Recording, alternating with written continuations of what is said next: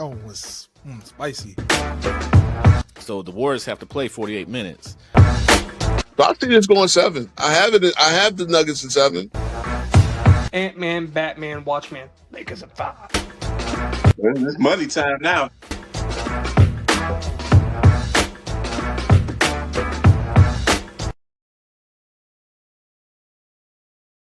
All right. What's going on, YouTube? King Speech is there in the building. Welcome to the Go 10 Toes Down podcast, part of the Go. Look, yeah, I'm gonna drop the link early, Scott. So let me get 5 to 10 minutes to set up the program. Scott ready for it, man. Scott always, can you drop the link? They not letting you on. They not letting you on FYF no more, man. Is that what it is? With real talk, yeah, we got a good one for you and this is based on the conversation that we had behind the scenes last night. I know Scott too. Scott was waiting for us to drop the link, but the show went long, so but for sure, we gonna get into this. We're gonna hopefully have a panel discussion. And with the subject pretty much is which group of players, and again, you're probably gonna have to go player by player, but just in general, which group of players do we think would, if we had to swap eras, and again, you go 90s, 2000s, it basically today's players, everybody's in the league now, from the SCA, all throughout, every single generation. Which players will have the easier time swapping errors? And I'm gonna speak on how I feel about it. I'm gonna say this as I always say consistently, because this is 10 toes down. Every player who was a great player would do well in every era. You would figure this is basketball. It's not the most complicated game. It's actually probably the easiest game to score goals in, right? There's no other game where the final score is 100, other than bowling, right? You're knocking down pins, and that's either a team or a one-on-one sport. People either bowl one-on-one or they bowl in a league. They bowl four guys, and the top score, the total score. Everybody, you go up against another team. That's it. Basketball, you got to put the ball in the hole. So it ain't that damn. What's up, Woodage? How you doing, man? Hey, if you read the banner, I got my PayPal and Cash App out here, for you guys, man. If y'all want, I'm humbly asking to donate to the stream. I'm not monetized yet, but I do have my PayPal and anything is, and trust me, I always shout it out when you guys, because I'm not monetized yet. But yeah, for sure, we're gonna have fun with this one. But as I said, basketball is a simple game. You got to put the ball in the hole. That I don't care. It's not that complex. It's not. Even chess can be, when you break it down, as a simple game.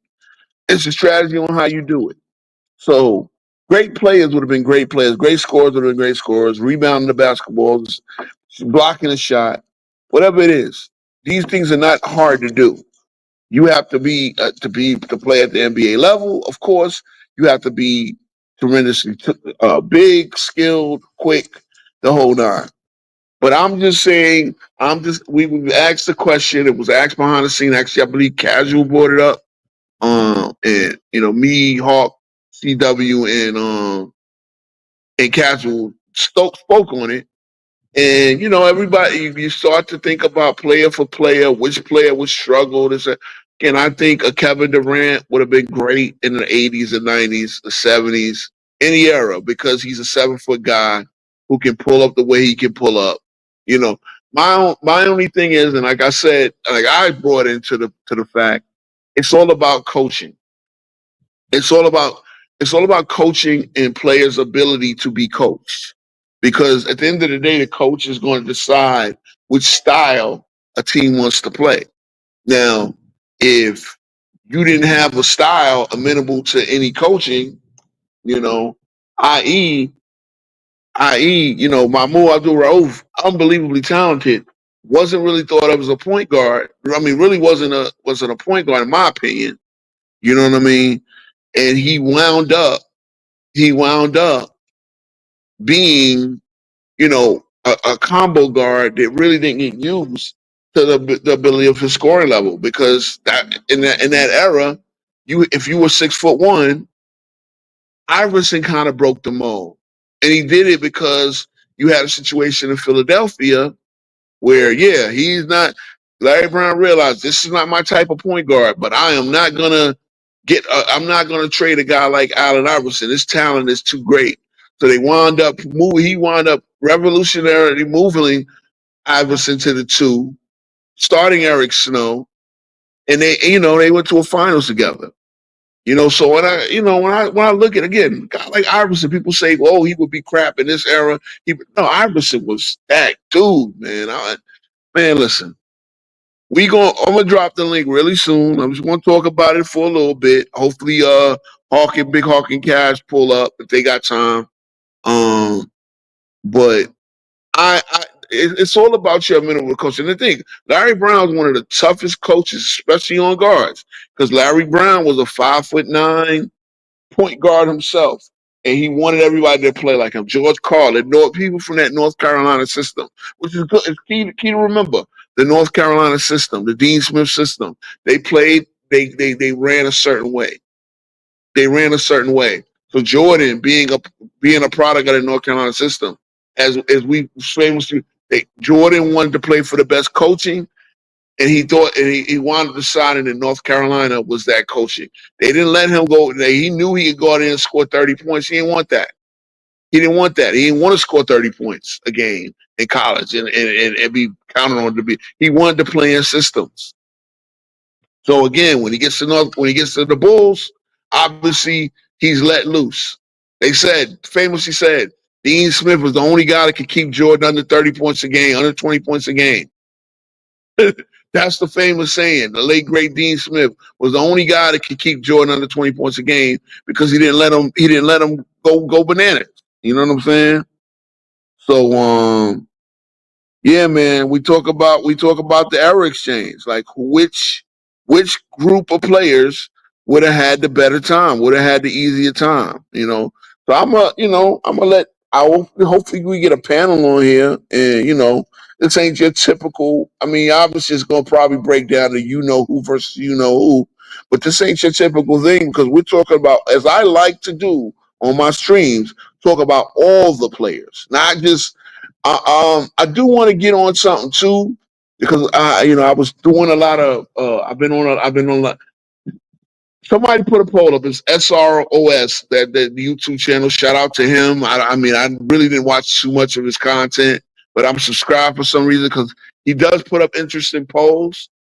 And they put up 4 players. They put up Zion Williamson, Trae Young, Jalen Williams from OKC, and Bam Adebayo. And it's funny because that's 4 guys playing 4 different positions, but in the only position not represented is shooting guard.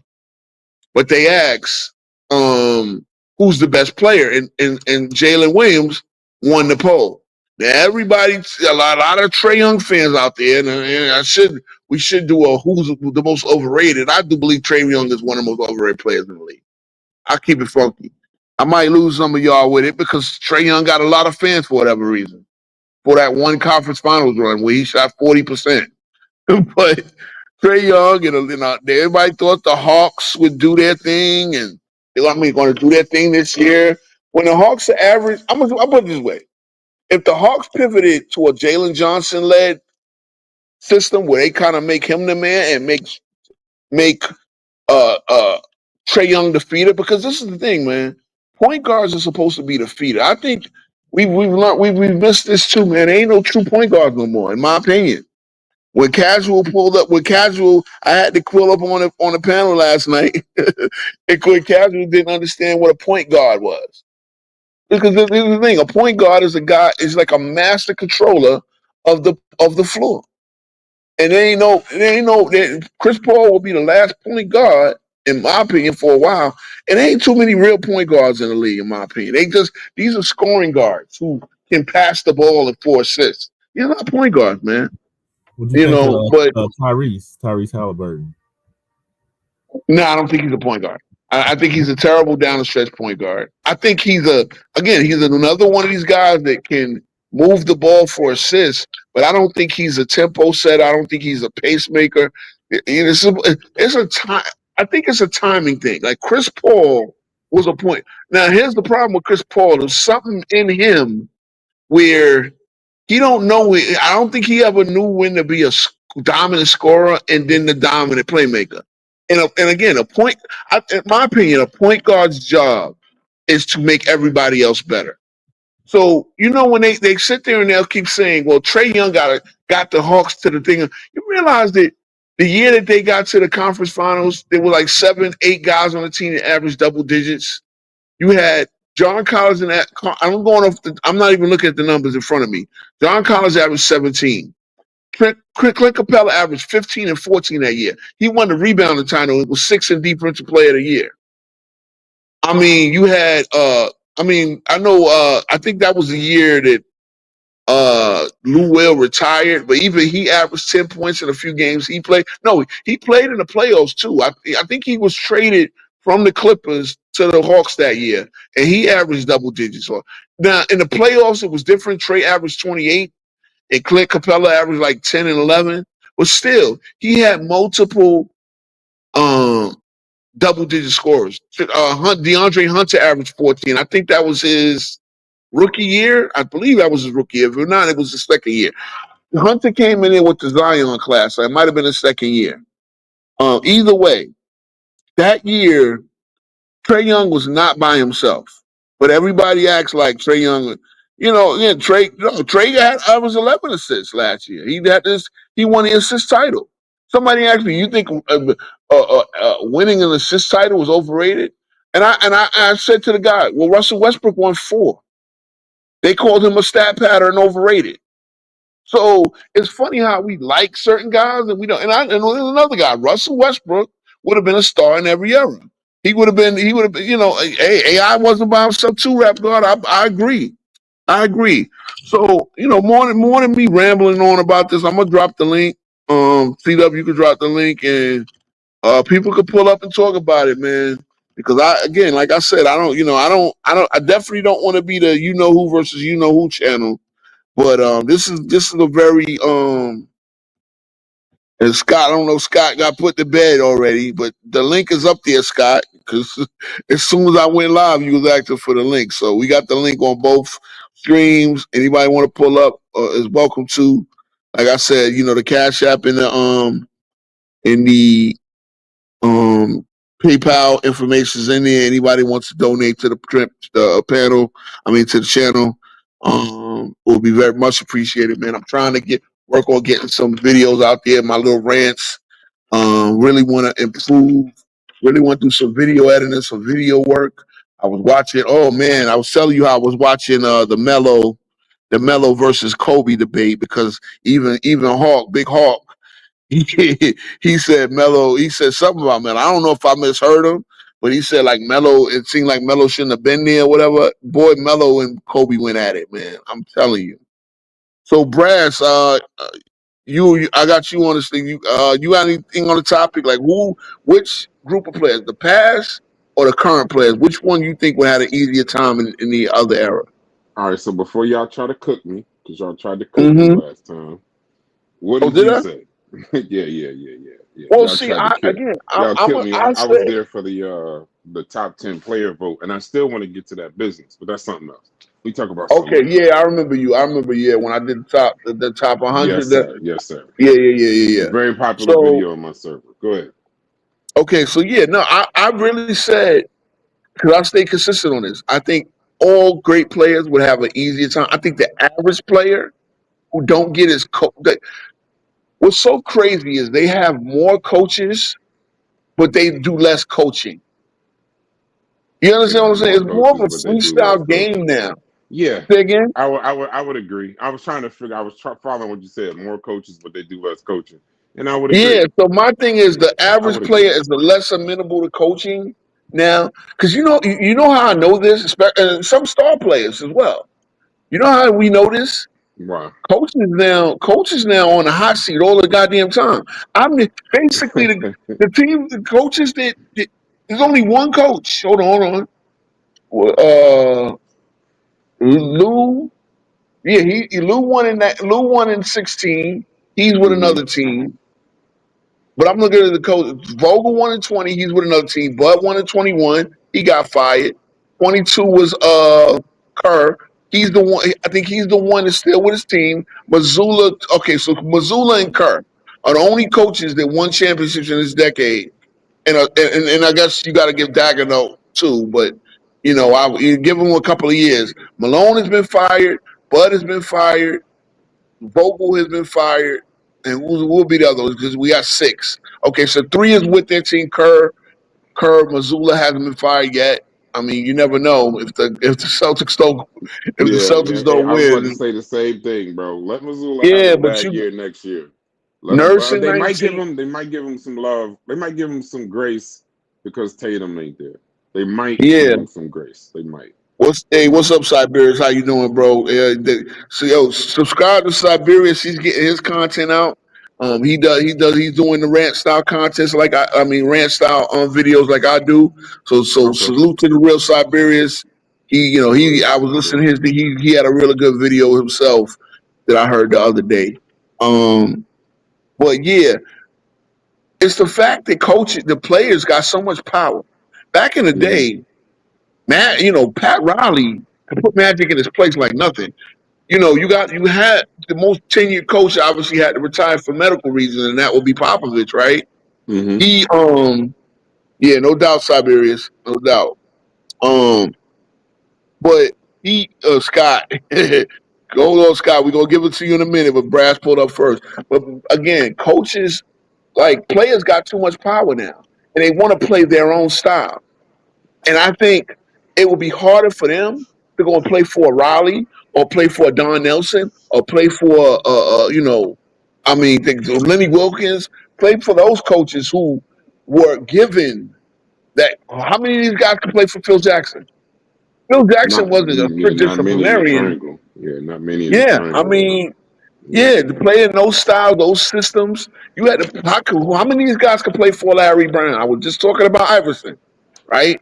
How Iverson was not Larry Brown's type of point guard, but Iverson, Mhm. but Iverson, Larry Brown loved him. Somebody loved the hell out of Iverson.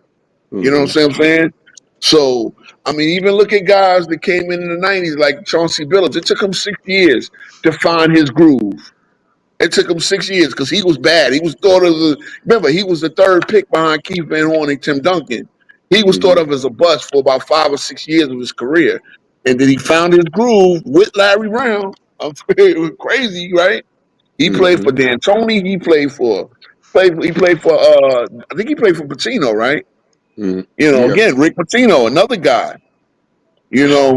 So a lot of these guys they didn't submit to college coaches because they go one and done. The college coaches like Calipari get them for 1 year, showcase them, and they go straight to the NBA. I think I think a reason these players would have done better You breaking up. was on it. I think there's a couple other things we'd have to consider too. Um, I don't know how much physicality these guys could take going back. I mess your bandwidth up, bro. I don't know how much physicality they could take. And then there's another part I always talk about with this generation versus that generation. Is it Too me much. or is it you? No. I can hear you clear. Can y'all hear me? Yeah. Mic check, mic check, mic check. Test it, Mic test it. check. Y'all hear Mic me check. good? Mic check. Yeah, Mic check. yes. I can hear you good. Can y'all throw a 1 up there if y'all hear me well? Because I can't hear my man Brass. He's going in and out. I'm not sure if it's my connection. It says I have good connection on my side. I'm not connected to the Wi-Fi, but I am Yeah. connected to data. Let me see if I need to. Actually, I am. Let me see. I am Let connected me see if without they can hear internet. me. Let me see if they can hear me. See, I am connected without. Oh, they say we hear. They hear both of us. Okay, so you can hear both of us. I couldn't hear Brass. Okay. Yeah, they can hear the chat. Yeah, I says couldn't they hear can hear both. Brass. Can you Now hear I me can now? hear you good. I just connected to. Yeah, I can hear you now. So I Okay. kind of missed what you said. I don't want to. No. What I was Can gonna you say just like is sum it up? no, I was quick. I stopped talking. The I don't think these guys could go back for a number of reasons. I think the Okay, screw the physicality alone, in my opinion. I don't think that these that's one. guys. I don't think I don't that physicality back then translates to now if the refereeing is the same. But I don't think that these guys could go back to that. It's only a few of the top players I think could go back to that physicality, and that's the heart of it for me. And then as far as like the coaches go, the coaching right now, everybody's running the same system essentially. There you go. Everybody's basically running the same thing. Back then, you had a lot of different systems going at each other. So when Mm-hmm. you fire that coach, you built your whole team around a system. So when you Mm-hmm. hire that coach, you're probably going to get it wasn't player empowerment at the time. So at that time, you was really going to focus on, well, we built this team around this system. It probably makes more sense to get rid of the player versus the coach. Now you got everybody is interchangeable. The players is more in power. And then you got a situation, I land my plane, where pretty much everybody is playing the same, roughly the Yep. same kind of Roughly the offense. same thing. Yeah. 3 points So spread it's out, like, 3 and D. Yep. yeah. So it's like now you just got to get rid of the coach because the coach really don't got much power. Yep. He's not bringing anything outside of like look at even Dagenhall. That offense is Shea Gilgeous-Alexander. It's a good, and in the half court, their offense is terrible. They Yep. win with turnovers and no one can guard Shea Gilgeous plus the foul bait, and so the coaches are a lot less valuable now. Frank You're Vogel, right. nobody really says for that the title in the bubble. Nobody looked at that and said, you know what, that was Frank Vogel and his what he did. Nah, it wasn't really that. Even Missoula, the same thing that they celebrated. I'll land my plane now. And the same thing that they celebrated when they won the title is probably the thing that's going to get them fired too. Yep. And Yep. that's the crazy part. Yep. Then that's what my prediction is. He don't last. I don't think he lasts the next 2 years. I don't think he will be a 4 or 5 year coach. And I think he's a pretty good coach. But again, you know what it is? You know as soon as you were talking, these coaches are more babysitters than Yeah. actual disciplinarians and innovators. They all now need to coach to the same way that they play now. Spread out Yeah. 3 and D. Spread out And 3 and D. AAU, you got Yeah. them in that AAU culture. All these guys are Yep. friends, so you can't. And they've all been coddled. But these are all guys who, at one time or another, they were they were considered the greatest guys. They gotten all the perks, and the college coaches have no power. And I think college got a lot to do with it too. That 1 year in Yep. college, Yep. it's just too much. It's too much now to where you when you too hard on a player. He's lost, and then the players will side with look at the teams that got culture, like Spoelstra, Miami Heat. They have a culture. They don't They even sure got to be do. that good, but he's gonna stay because you got to fit that culture, not us fit around. You know what I'm saying? Us fit around you. No doubt. Look, Rap God, coaches are very replaceable. They are. And again, Yeah, how many facts. coaches, like, go around the league, how many coaches have had their position more than 5 years? Spoelstra and Kerr. Because even Thibodeau, I believe he was like the third. And mind you, guys have win coach of the year. How many coaches have had their position more than 5 years? If anybody knows anybody else that been in their position more than 5 years, you Word. tell What me. about Carlisle? What about Carlisle? Carlisle was with he's been with Indiana's for how long? Hold on, let me look it up real quick. I think maybe Carlisle and maybe Kidd. I could be wrong, but let me see. Let me look because I think Kid got to Dallas not that long ago. Hold on, Rick Carlisle. Well, I know Lou. Lou's been there at least Lou 5 been years. there since the bubble. Yeah, he's been there Yeah, since the Lou been year there since before the 5 bubble, years. I believe. So he's one with 5. He probably the third longest coaching tenure. Hold on one second. Rick Carlisle. His coach of Rick. He got hired by Indiana, and he was with Indiana before. That's crazy. As an Yeah. assistant back in 2000. So he's only got 4 years. Let me look at Kid. because he was with Dallas. Now he was with Dallas for a long time. He was with Dallas he was with Dallas up to Damn, 2021. no, I you're forgot right. No, about you're that. right. It's only Spoelstra and Kerr. So the kid, by the Thibodeau, same token, yes, yeah, kid plays Carlisle. I forget Carlisle coached Jalen Brunson there, and that was an yeah. issue. Yeah. And then I forgot Donovan, about that. Thibodeau just got fired, but Donovan is at exactly 5 years, but he's not passed. Donovan with the Bulls. Yeah, so Donovan, it's Yeah, funny he's because at Donovan exactly bought Dagenham.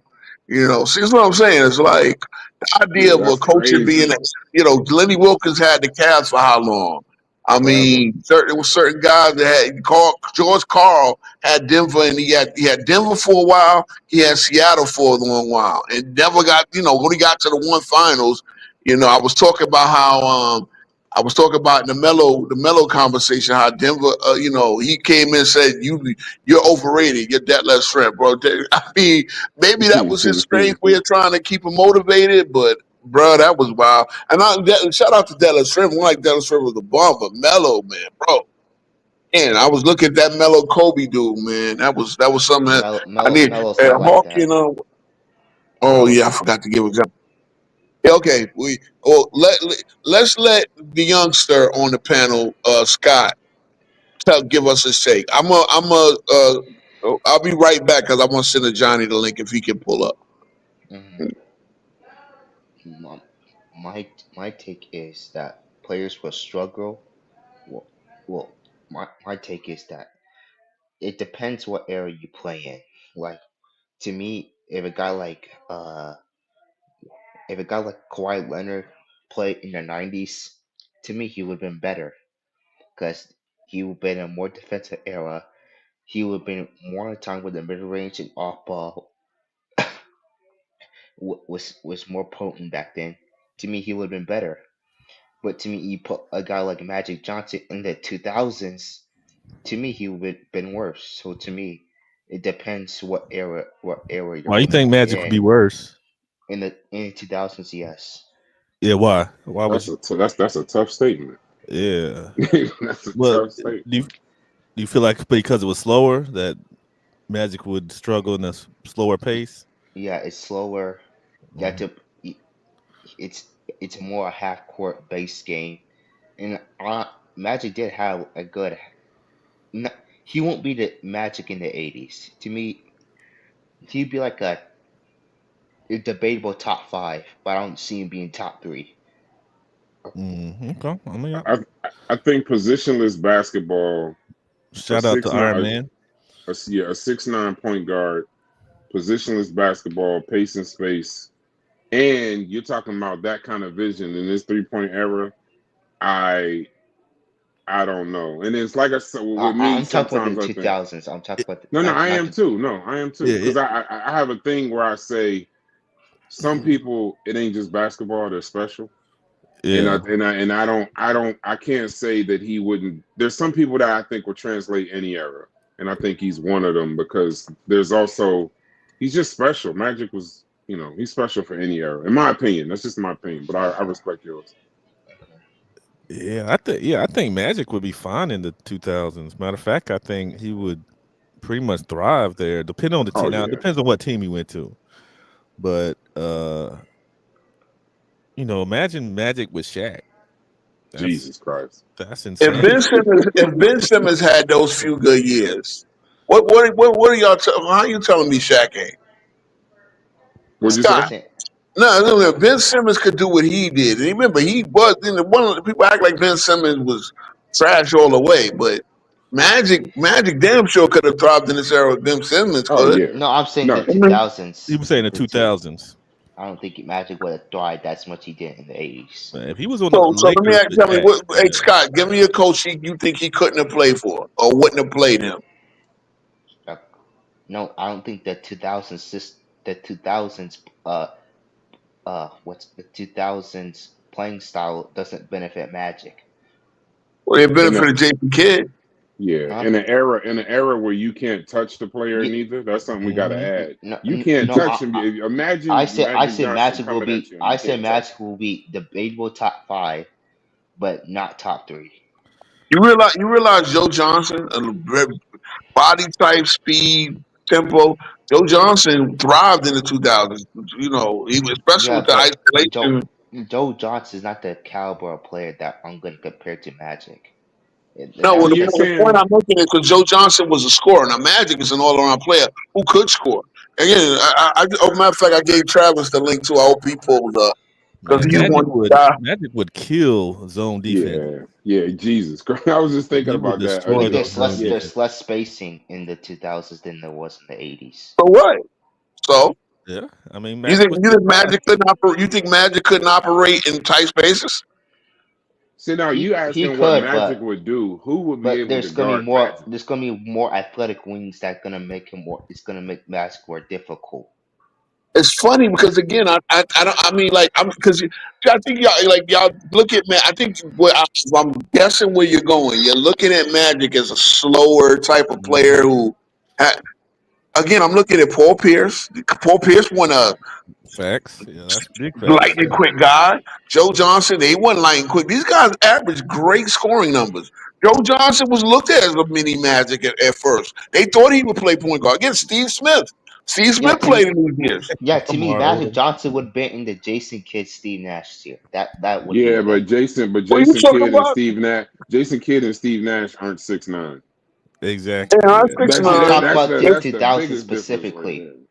No, I'm not saying I'm not saying them specifically. I'm saying Jason Kidd. Remember, when we're talking about Magic Johnson, he's 6'9" doing all of this too. So it's not. This is not. Who's gonna guard him?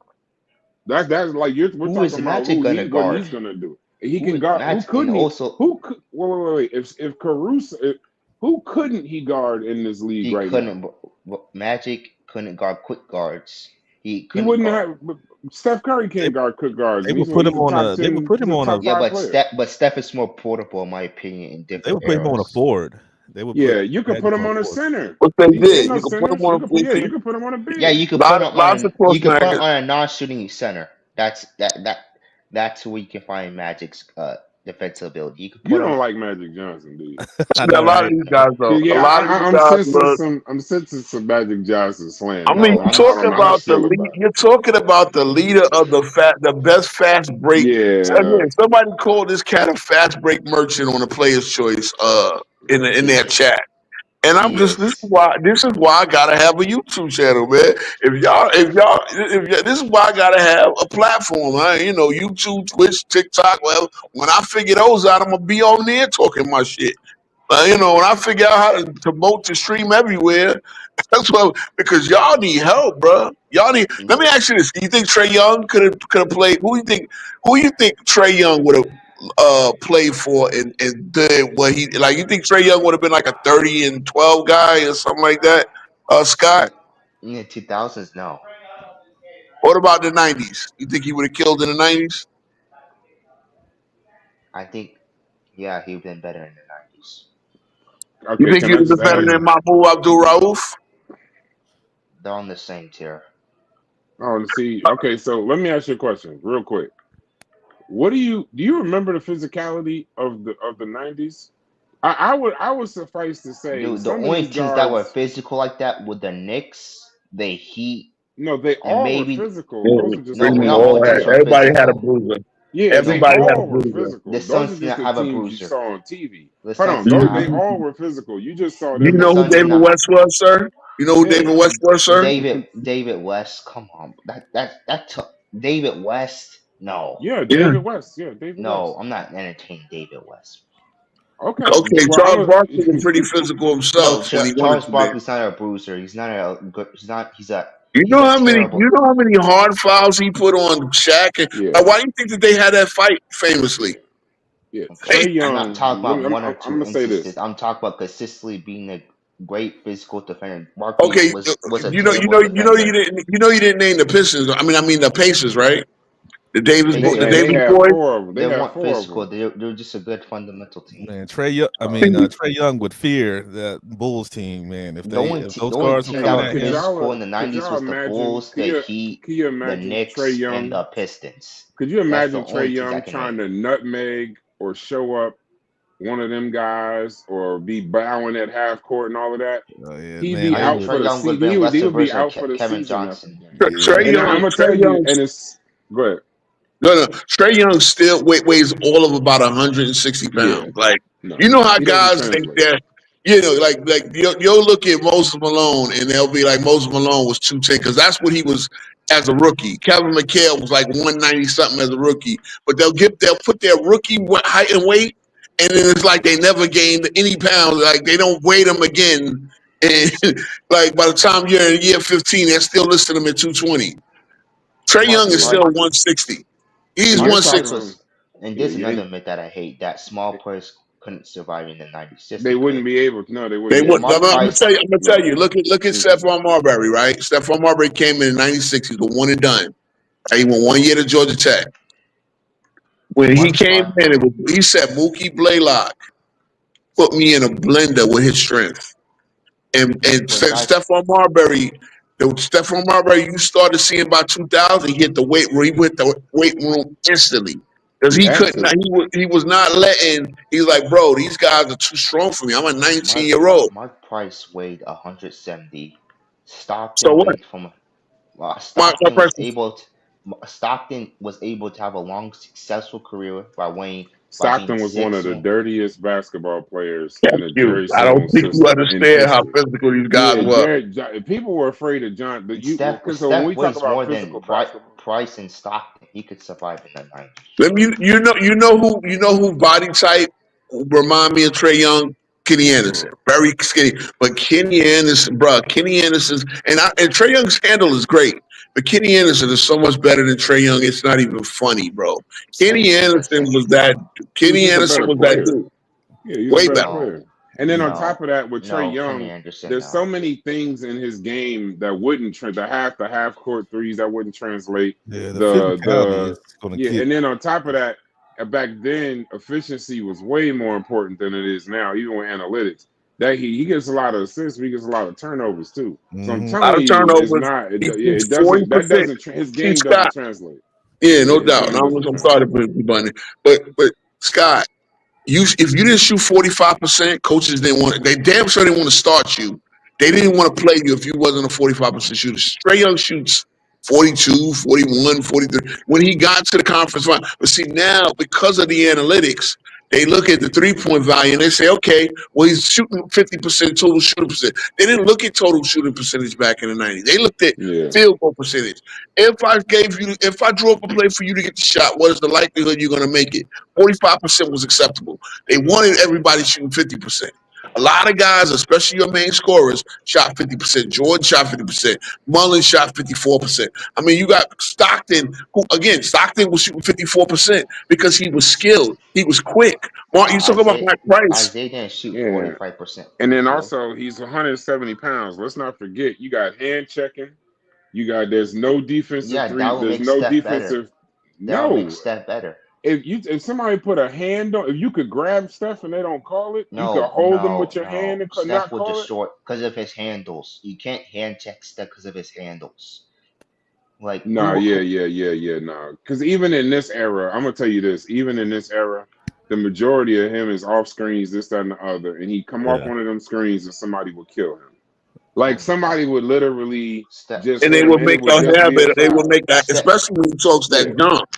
Yeah, he starts Oh no, Scott, shimmying and doing all of that stuff. Yeah, Steph will make bigs come out of the lane they're not gonna. and They're dare not them gonna be on the perimeter. No, they're just gonna they hit gonna him, and switch. he's just not gonna do it again. Yeah, then they're gonna hit him again, and he's That not will make gonna Steph do it better again. because No, he's not gonna do it again. He's gonna hit. They're gonna hit him. Remember, early in his career, he had ankle issues. They would take advantage of that back then. And then on top of that, with Trey Young, another part to his game that wouldn't translate back then, he gets 8 to 10 points just on free throws hunting. They wouldn't even make them calls back then. I know, but I'm saying I'm trying to. No, they weren't. There was less fouls called, and if you did all of that jumping into the 3 side and the other, those aren't fouls back then. That's play on. They would just play on. Yup. They wouldn't even call that happening. You can't hand check Steph because of his handles. You can't hand check Steph because of his handles. This is what everybody got a plan until they get hit. Everybody has a plan until they get hit. Just because you get hit does not mean that's the end all be all. You ever been hit on the basketball court and nobody called it? Yes. No, I'm talking about continuously. Derek Harper, Yes, bro. Anthony Yes, Mason, yes, bro. those kinds of Mhm. guys. Yeah. No, Yes, I bro. don't think his game translates. I just And don't. Steph would and Mark Price was Nah, able to nah, I don't think translate. he. Steph would. And I don't even know why you keep saying Mark Price. Mark I Price hear trans. you, but he came Mark up in Price that is era. quick. Mark Price can get a shot all over the court. Same Yeah. with Steph. Exactly. Same with Steph. Nah. Steph is Price was quick. bigger though, They were bulkier. no, they weighed about the same. They same. Steph, I looked I it up. say They weighed this. about the same. I think Steph weighs heavier. Steph needs more. Steph needs a lot of screens to get his shot, especially with him being shooting those open 30-footers. Again, they're not letting you take those shots in the previous era, Scott. I'm Steph can telling create you. his own shot. You understand why Steph dropped to number 7? They actually thought he would drop into the teens at draft night. They really thought, in I mind you, know this is the 2009. Like they really did not like him as a pro. Why no do you think he went to Davidson and not because they don't like small. They don't like small. Well, I'm not saying Steph at his peak has some athleticism to him, but they don't like small, not very freak okay. athletes like Steph who relies so much on shooting, tough shooting. That's what I'm They like, saying. but even then, Steph showed that he proved them wrong, and guys like John Wall, Derrick Rose, Russell Westbrook, who has more physical attributes than Steph, they just don't have the skill that Steph has. And I get that. No. See, Steph had to transcend, right? He had to transcend and he had to just keep being successful at the level he was at. Again, he was a 2-star recruit. He was in the class of 2007 was that class, right? No, 2006. He was like the 140 something ranked player in the country. No one really thought he would be a big time player. Same with his brother, unfortunately, crazy, right? But Hmm. again, it was like you had to have a certain level of physicality. It was started to be legislated out of the game. So they didn't. I mean, obviously, Steph had to prove them wrong. Now, again, he took a lot of uh, it, hits on them ankles, and his ankle kept him out of a lot of games. You know what I'm saying? Like it was him having the ankle issues in this, that, and the third. That's why he missed a lot of games. Again, it took him 4 or 5 years to become. That's why I say when y'all put him in the top 10, most other top 10 players they came in, they were superstars already. Steph wasn't a But superstar as a rookie, but I and think you want to Steph No. is talk the about. exception, though. I think Steph's the exception. To me, he's the I mean, exception. it is an But I, exception but Yeah, I, because we're also talking about Steph. Steph almost got traded. So Yeah, yeah, let's it remember doesn't matter. like there was a But it time when they thought Monte yeah. They better want to than keep Steph Monte Curry. Ellis but Yeah, so let's be real. it No, doesn't matter. But it doesn't matter because because they Steph were is mad almost when he done was it. traded. But it doesn't matter because Steph is at the end of his career. He has the peak. He has the longevity. The no, playoff success is there. no, we're not talking about how bad he is now. I'm just trying to say when they I, say I, like he I, was just hold on. When they say that he was just like this like untouchable guy, no, I I know he I, I wasn't. de- Out the hold gate, on. he I'm not wasn't. saying you. I'm not saying you. I'm just saying that's like a thing they tend to overlook when they say like, well, he should be a top this and the other. They forget there was a time when the Warriors his ankle issues were so bad that they were about to trade him and they valued Monte Ellis more. Like, so there's a time when he wasn't, those top 10 players, they didn't have those kinds of times in their career where they were like, oh, yeah, I think I'm going to trade him for somebody else. That was never a conversation for them. Yeah. Steph had a rocky start. Well, he had a terrible start to his career. Yeah, they were But to me, booing what he because is, they were booing to him. me, what he has done these past 11, 12 years, to me, that warrants top 10. see, and I get it. See, that's the I thing. can't You put have 11 years against, not 11 years against somebody's whole career. Can't do it. and Yeah, again, that's one thing that I hold against Steph. But by the same token, right? We talk about a Trey Young. Trey Young walk. I mean, Steph walked so Trey Young could fly. Like a guy like Trey Young would have probably been a late first round pick too if Steph didn't come in having the success he did. Now look, Steph is a lot more efficient and all that. It's weird. Steph had to put the people on notice. I think he took Davidson to the Elite Eight, right? Yeah, C Dub. yes. yeah. Yeah, so it's like, because here in North Carolina, we were watching. Everybody yeah, was on the Davidson bandwagon all of a sudden when they got to that Elite Eight. Yeah. yeah. And then But you had even after that, it didn't translate to draft success. I mean, you had teams pick 2 guards, 2-point. I mean, they were wrong in hindsight, but they were 2. I think didn't one team pick damn near 2-point guards before they picked him? I think it was the Timberwolves. It was the Timberwolves picked. Wasn't it Flynn and Rubio? Flynn and Rubio, wasn't it? Yeah. So apparently they didn't see it. They didn't see it either.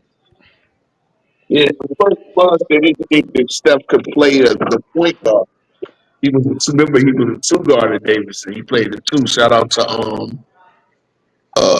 who told me that Rap God, I believe, said that. Yeah, Johnny Flynn and Ricky Rubio.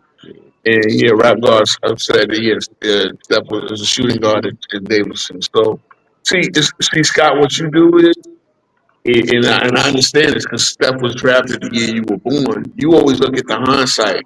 I try to come from the how they will view coming into the league. Because you got to understand, bro. There's one thing you got to understand. To even get to the point where you can do what Steph did, a coach has to believe in you and put you in the game. You understand what I'm saying? Steph had a talent. Like, people realized that the 3-point shot was coming into the game the way it was. So they knew Steph was going to be drafted by somebody. Again, as I sit there, like, I get on Donnie Wilson. They thought he was going to be a more JJ Redick. That's why he Yeah, they thought he could have been a JJ Redick. Shout out to T Perfect that just pulled up. But yeah, you know, I get on Donnie Walsh for not making the trade up to get Steph. I always felt like, bro, give a later first round pick. If you knew that Steph was going to be that guy, I still criticize Donnie Walsh to this day. Why would you sit there and let Minnesota take two point guards? I understand Rubio was still in his Spanish league contract or whatever. And so Minnesota probably their plan was, but you still could have, like, look at the point guards that came after Steph. Jeff T, Collinson, Brandon Jennings, Drew Holiday was drafted in that. That was the draft with the most good point guards I've ever seen. Like, they had at least 7 or 8. Won that draft. That's crazy. Remember Ty Lawson. Ty Lawson, yeah. Who else was somebody later on? I think Darren Collison was in that draft. Oh, that's another Hoover. I remember too. Another thing about Steph, people don't talk about it, and they kind of glance past it when they start talking about top 10s, and that's another. I would consider Steph a negative defender on the court. So we're talking about, like, he literally plays one. He might, as great as he plays offense, is as bad as he is on defense. He's a target. Like, he's a constant target. Or if you you would just pick and roll him to death to get him in there, and you'd always have to consider that. It's just he's so great on the other side of the court. We forget that he doesn't play defense at all. He's a terrible defender. Yeah, and you really he's the guy that you got to see. Now you got guys that you quote unquote say you hunt them. Back in the day, you played one-on-one. If you wasn't good one-on-one defense, you didn't get on the court. And you still got to play a certain level. See, when people say you play no defense, look, it's like Trae Young, and I'm a critic of him as well. He has no, like his size. He don't have it. He's just Jalen Brunson. Yeah, it's too little too open. So really, what you can do is you have to put them on the weaker guard, or like Jalen Brunson winds up. Sometimes he winds up guarding the 3. But if you got your 1, 2, and 3, cook Jalen Brunson. You gotta pray that he can guard whoever's on it. You gotta have if you got Trae Young, you have to have Dyson Daniels. You have to. There's no. If you got Steph Curry, you have to have Clay in his prime. You got Jalen Brunson, you have to have Anunoby and Hart. Like, there's no the second defender got to be amazing because they're just so bad or they're just so little. As I said with the Hawks, Dyson Daniels there to make up for everything Trae Young can't do on defense. You know what I'm saying? And he's a hell of a defender. Oh, so Travis, what's going on, man? So the topic, I don't know if you saw it before you pulled in. But the topic is which would the current players do better switch swapping errors with the past, any of the skill from 2009 on, or would those players have a better chance playing in today's era? What are your take on it?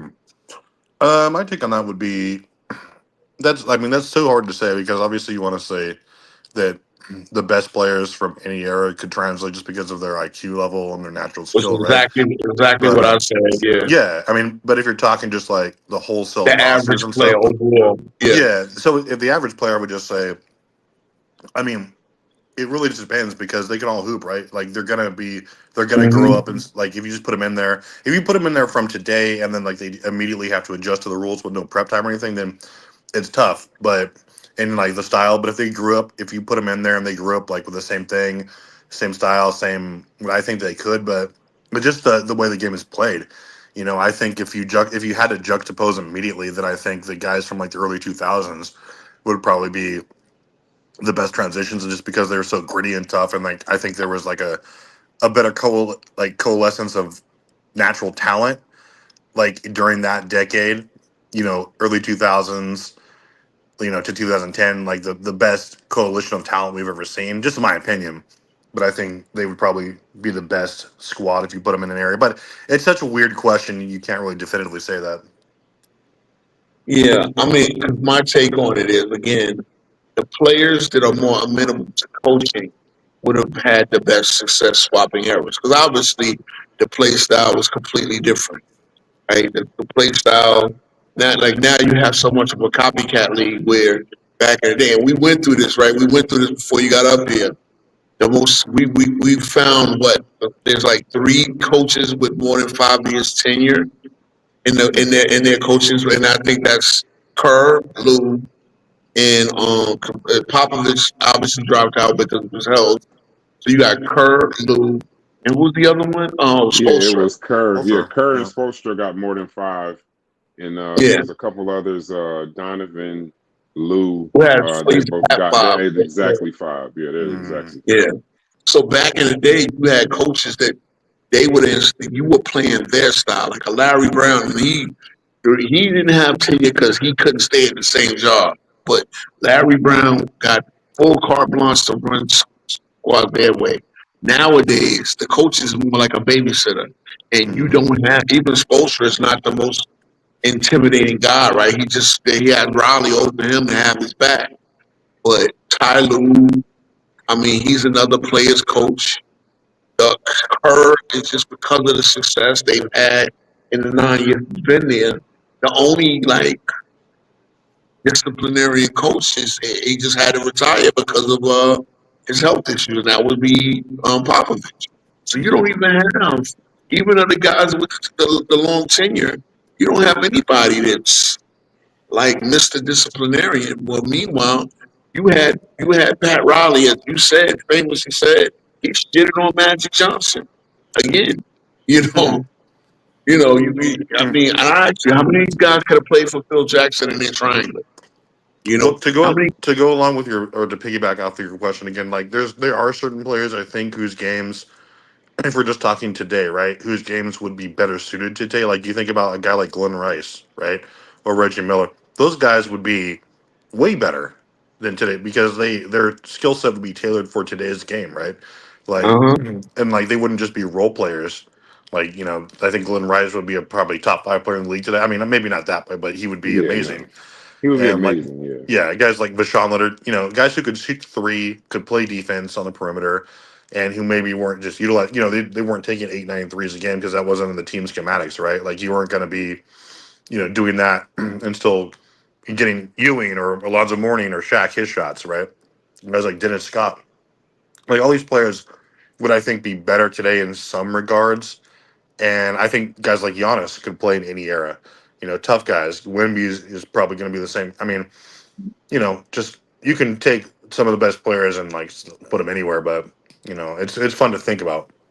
Yeah, and see, even my thing, even when you look at Giannis, right, he's going to be used in a certain way. They're going to. I mean, it really would take a coach to like. It's funny because Jason Kidd was the guy that first believed that he could be a point forward, right? And he started using him at the point his second or third year in the league. So if it wasn't for Jason Kidd, I believe you wouldn't see this Giannis. Like he would have probably been. Because remember, Giannis is a special case where he came in and he was 6'8", 190, Mm. and he had the growth spurt to get him up to 6'11", 240. You know, he filled. He's like 250 solid now, right? 6'11. Yeah. So you know, he actually grew into his body in the Comment. league. You know, I got an even better. I got an even better take on. Well, not a better, but a different take on Giannis. I don't think they would have found Giannis back then. Like you got to Possible. remember the level of scouting and how Yeah, you that's even true. find a Giannis. Back then, True. they wouldn't even. He'd still be over there playing basketball. They would have So never now found him. let's imagine. That's cool. You're right. Let's imagine Giannis being after the Dream Team. Because remember, but again, people don't realize what the Dream Team did.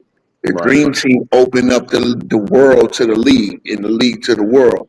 Because as I like to tell people, that there was a ban. NBA owners did not let their players play in the Olympics. They didn't want they felt like they owned the players and they didn't want the injury risk. Well, I'm playing you. I don't want you playing in the summer because you could get hurt and I'm stuck for the money. But it took David Stern realizing, hey, look, we're gonna if the dream team, like the money and the marketing we could do behind sending these guys to Barcelona is gonna and then obviously the ban on players playing for the Olympics came up, and now you had other European players coming up. But you're right about that; they would not have scouted him in Greece. Yeah, he would You have know never what I'm saying? found him. But Would've let's never just found him. say, he came in after the Dream Team. Then yeah, let's say in the '90s and 2000s, yeah, he wouldn't have been playing in the '80s, but he would have played in probably the late '90s. Because again, Dirk is another one that said, look, if it wasn't for the Dream Team, I'd have spent my whole career in Germany. Yeah. One You thing though, know, Ro, that I just wanted to comment because you said the other day though, speaking of the Dream Team, I just gotta disagree with you when you said that Magic Johnson was the most overrated player in history. I don't buy into that. we was talking about Magic. That's what reminded me to send you the link where they was talking about. Miss Scott was talking about Magic. Hey Scott, because I had to go send out the link to Johnny and JB. What did you say about Magic specifically? Hey Scott, you there? No. Oh, okay. Scott's He's dead. probably brushing his teeth. But no, Scott Magic. I think he was saying Magic is too slow. His playing style wouldn't have worked in the early 2000s for whatever reason. I had to remind him, Joe Johnson, Steve Smith. These are guys that with the Magic prototype, they were all playing very well, and Magic was better than him at Magic's any style would level. definitely work because it was a slow pace, right? And but he wouldn't have to worry about It was guarding. it was grind out, and Yeah. and again he's a fast break wizard. Again, remember when we did the street ball tournament? I'm like, what the fuck? Magic is like don't know what to do on fast breaks. Like I don't know. That's hilarious, right? Like I've never like Magic is going to Magic. Again on Player's Choice. When somebody in that chat called Magic a fast break merchant, I'm like, bro, what are you guys doing at Player's Choice? Because I don't want no dummies like that in my chat. And if I find them, shout out to Mar. I don't know. You probably pulled up with Mar, boy. He raised quit like 6 times. Oh, I was there. Yeah, that was hilarious. Yeah, Mar is probably still because I see Lamont and FYF. They're doing they're doing Another their blast from stream the on TikTok now, and then they're recording it on TikTok, and then I they're just hate putting that it. FYF has turned into just a LeBron glaze fest. It used to be where you could pull up and talk about, Yeah. you could bank on him having interesting topics. Now it's just the same thing. It's LeBron. So Get it? look. I hope this is an interesting topic. As I said, I know it's going. If certain people pull up, it's going to delve into that 23 versus 23 thing we do, right? But again, this came with me, Mar, and Hawk. Big Hawk was in the back, and CW. We were talking behind the scenes, and I think there was a casual, not Mar, casual. He asked this question, and we had a discussion off of that. I said, "Look, you guys just made my show to tomorrow." Speaking of CW, So- I got to get another piece of CW in a debate. Oh, So listen, we gotta put that back up, man. It's good. It's Scott. Now, Scott did say something. He said something that I guess he was proven right on, that his Isaiah wasn't a 45% shooter. Now he shot 45% for his career. But I think something you need to understand, Scott, Isaiah was a shot creator. Isaiah had that Kobe green light where he was a guy that was gonna shoot all over the court. He was an elite scorer, even though you're not looking at 25 points a game or stuff like that. But he was an elite shot creator, where he has the green light to be the engine that the Pistons were. If you go back and watch, he didn't have to be a 48, 49%, 50% type shooter, but he still did most of the years average 45% shooting. So again, 40, like if you weren't 40, if you didn't shoot 45, most coaches didn't want you. Isaiah was a superstar at every single level. Like Isaiah didn't have the Steph Curry label. Isaiah was that guy from St. Joe's to Indiana to the Pistons. Isaiah was an absolute superstar. So, CJ, what's going on, man? He also had some. There's certain things you can't measure What's though. up, fellas? Even when you talk about stats, remember how clutch he was though. Remember how much of a competitor. Now you can't gauge that, but you're talking about a guy who beat Bird in their time. He beat Bird, Magic, and Jordan. So you're talking about a guy who you can't say it right because it don't translate. But his clutchness, the 25 on a bad ankle in the finals, losing to the Celtics, coming back, beating the Celtics, beating Magic, beating up Jordan, beating up all the guys. Beating the Bulls, beating the Bulls, beating the you can't measure what he got. You can't measure what that guy was. He was special in Indiana. He was special in high school. He's just always been special. That's a great take. Yeah. Now look at one thing you left out, and I want to ask this question. Because Hawk is here. I left the link in the chat for you, Hawk. Because I want you to put whenever you get a chance. I know you be on the road and everything, so let me know when you can drop in. But one thing you left out was one of the great scoring duels, great scoring duels of all time that I was him versus Bernard King in that Knicks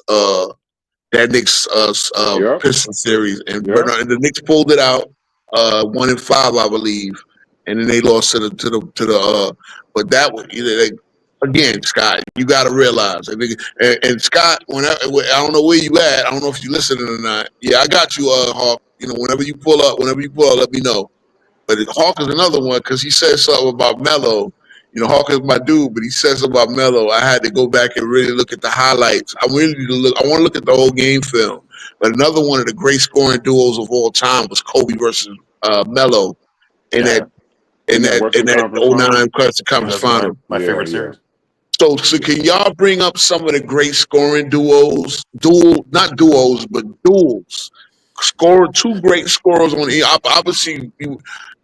I don't know how many times obviously every time you saw Dominique and Matt and Jordan go at it, you knew it was great. You could say like Dominique and Bird too. Dominique and Bird had Hakeem Shaq. When did they play in the playoffs? Y'all remember? I'm sure they did.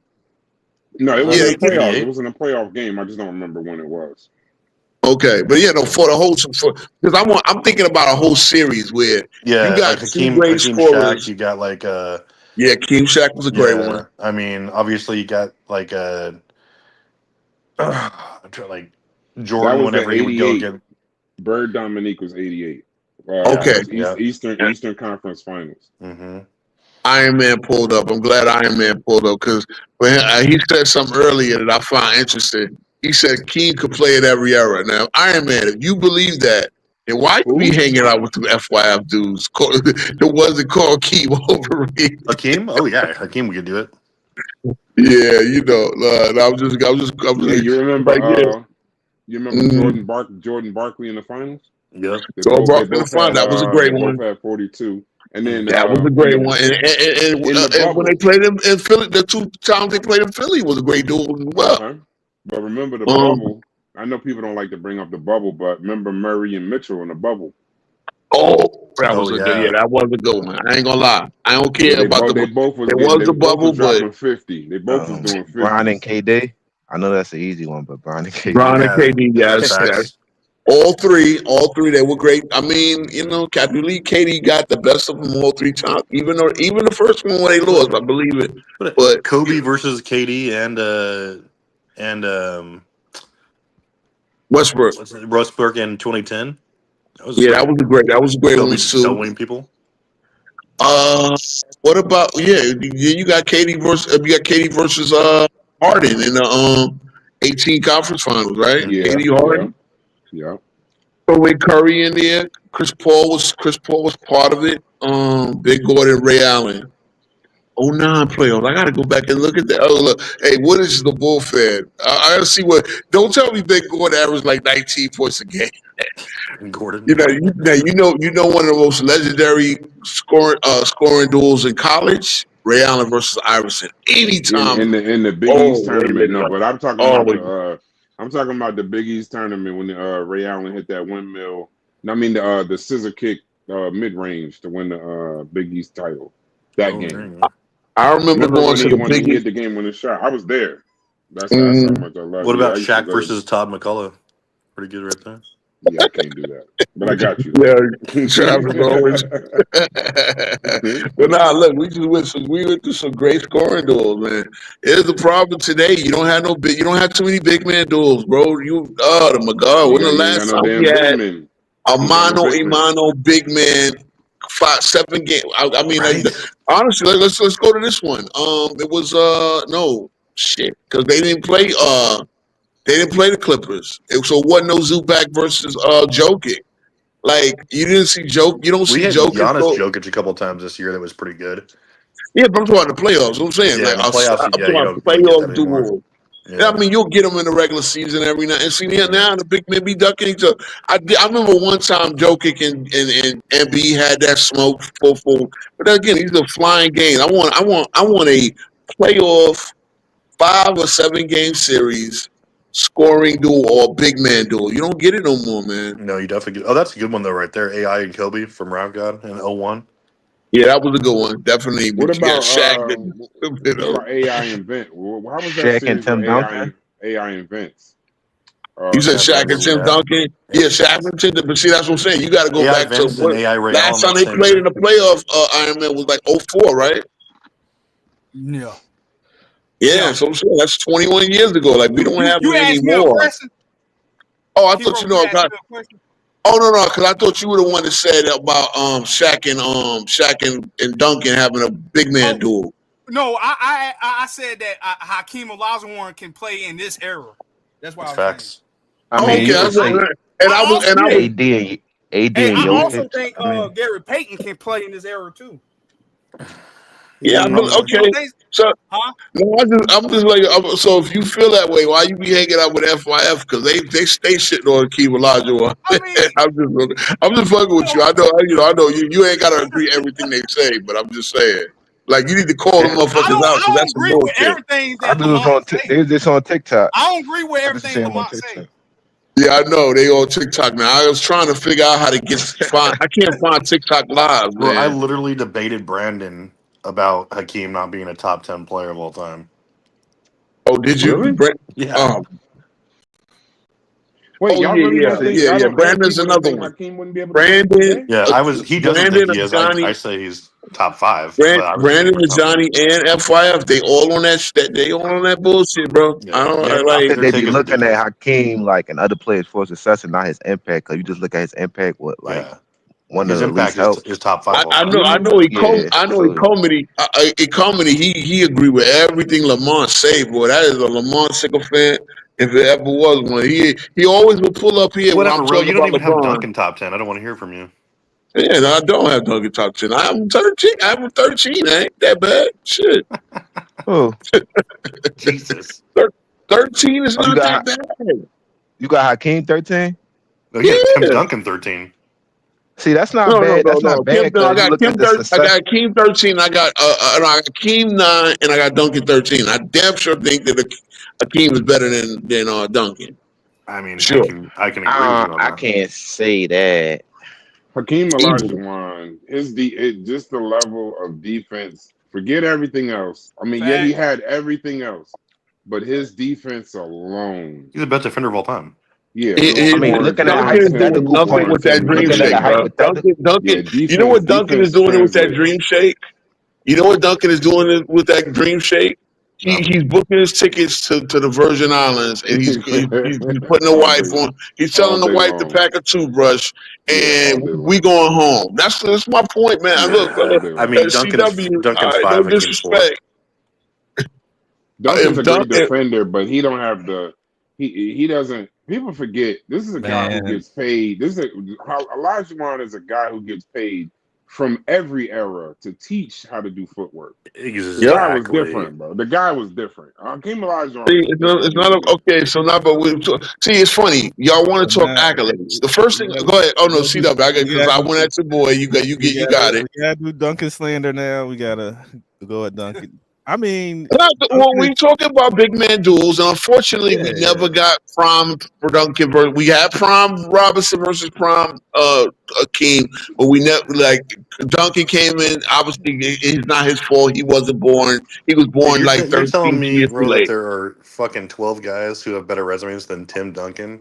That's Yes, nasty. I think there were 12 better players. I think there were 12 better players. Yeah, not It's better not- resumes, I think his impact on offense and defense, and like, I think the reason we look at Duncan like that is because of volume scoring. But I feel as though he could still See, impact the game without scoring because he was like an elite defender, and he always made sure everybody was in there. Like, he was Duncan's a all top time five defender. let me go on Discord right quick because I want Holly. 37. I ain't trying to be 37, funny, he was but we all got to defense. remember Duncan went to. We saw Hakeem Olajuwon without star players. Mm-hmm. I've never seen Tim Duncan without a top 5 roster in the NBA. Like he came into the league with David Robinson. And all Was those Tony guys. Parker and Manu, were they? They're Hall of Overrated, Famers now. yes. They Hall They're of Hall of Famers. Famers now. They though. Hall of Famers. Yeah. But They're Those Hall of guys Famers without now. Duncan aren't even But they Hall of all-stars. Famers based off of the team success or based off their own No, they're Hall of Famers record? because they're gonna get put in the Hall of Fame. I don't know all the other Like they got reasons why. Iguodala type Hall of Fame. Yeah. No. Yeah, I disagree. Manu Ginobili, there was teams feared Manu Ginobili, and I remember Tony Parker being Teams did not fear he was Manu like he was Ginobili like that. he was good, but Andrew Iguodala is Andre But that, Iguodala is I not, used that because they. My fault. I said I used that because they both sacrificed, and I feel as though Ginobili could have did more. But then I I got to go off like what they did. I know what you're saying though, because I looked at them Spurs team. They was great as a team, and like coming up Yeah, they were running more of a plays and team. everything. Yeah.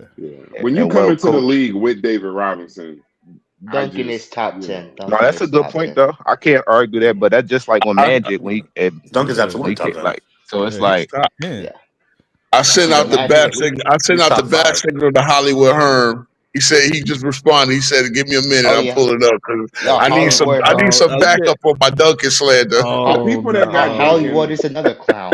No, Hollywood That's all it is I got slander. Duncan. Yeah, I got Duncan is top high. 5.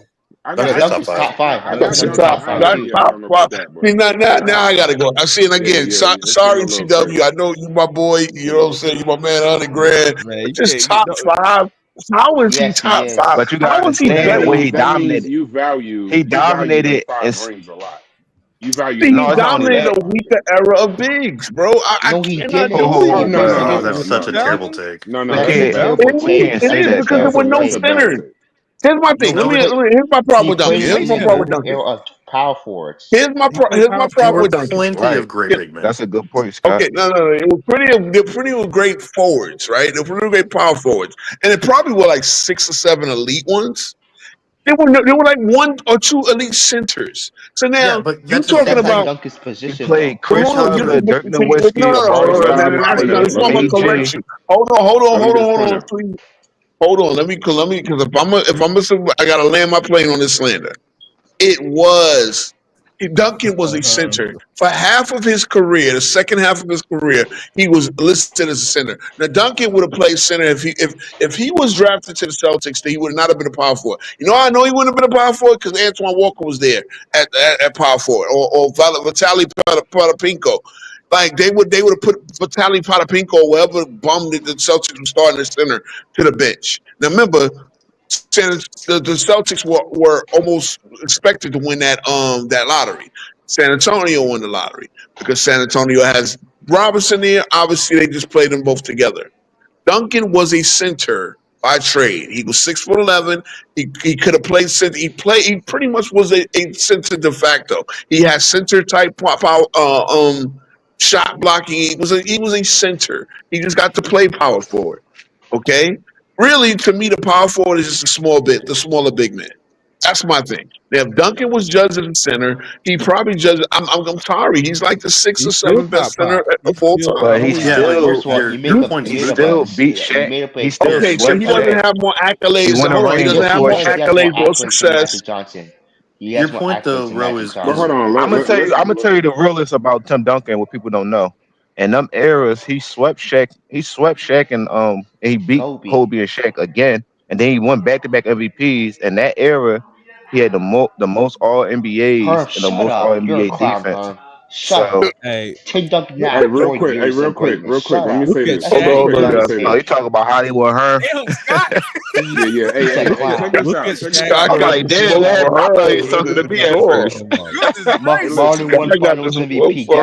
Guess what? Maxwell won Finals MVP. But you know how it was back then. Like sometimes we ain't look at stats how we do now. So looking at his stats now, it may look like kind of like you're acting like a fangirl. All right. Look, Duncan averaged 20 and 10 for like 10 years. He's played 20 years, and then you don't get 120 and 10 seasons, bro. Yeah, but hold on. real quick. He got 5 rings. He got 5 rings, 3 Finals MVPs. Hold on, 2 MVPs back to back. He got 15 in them 19 years. He's 15 All NBA and 15 All Defense.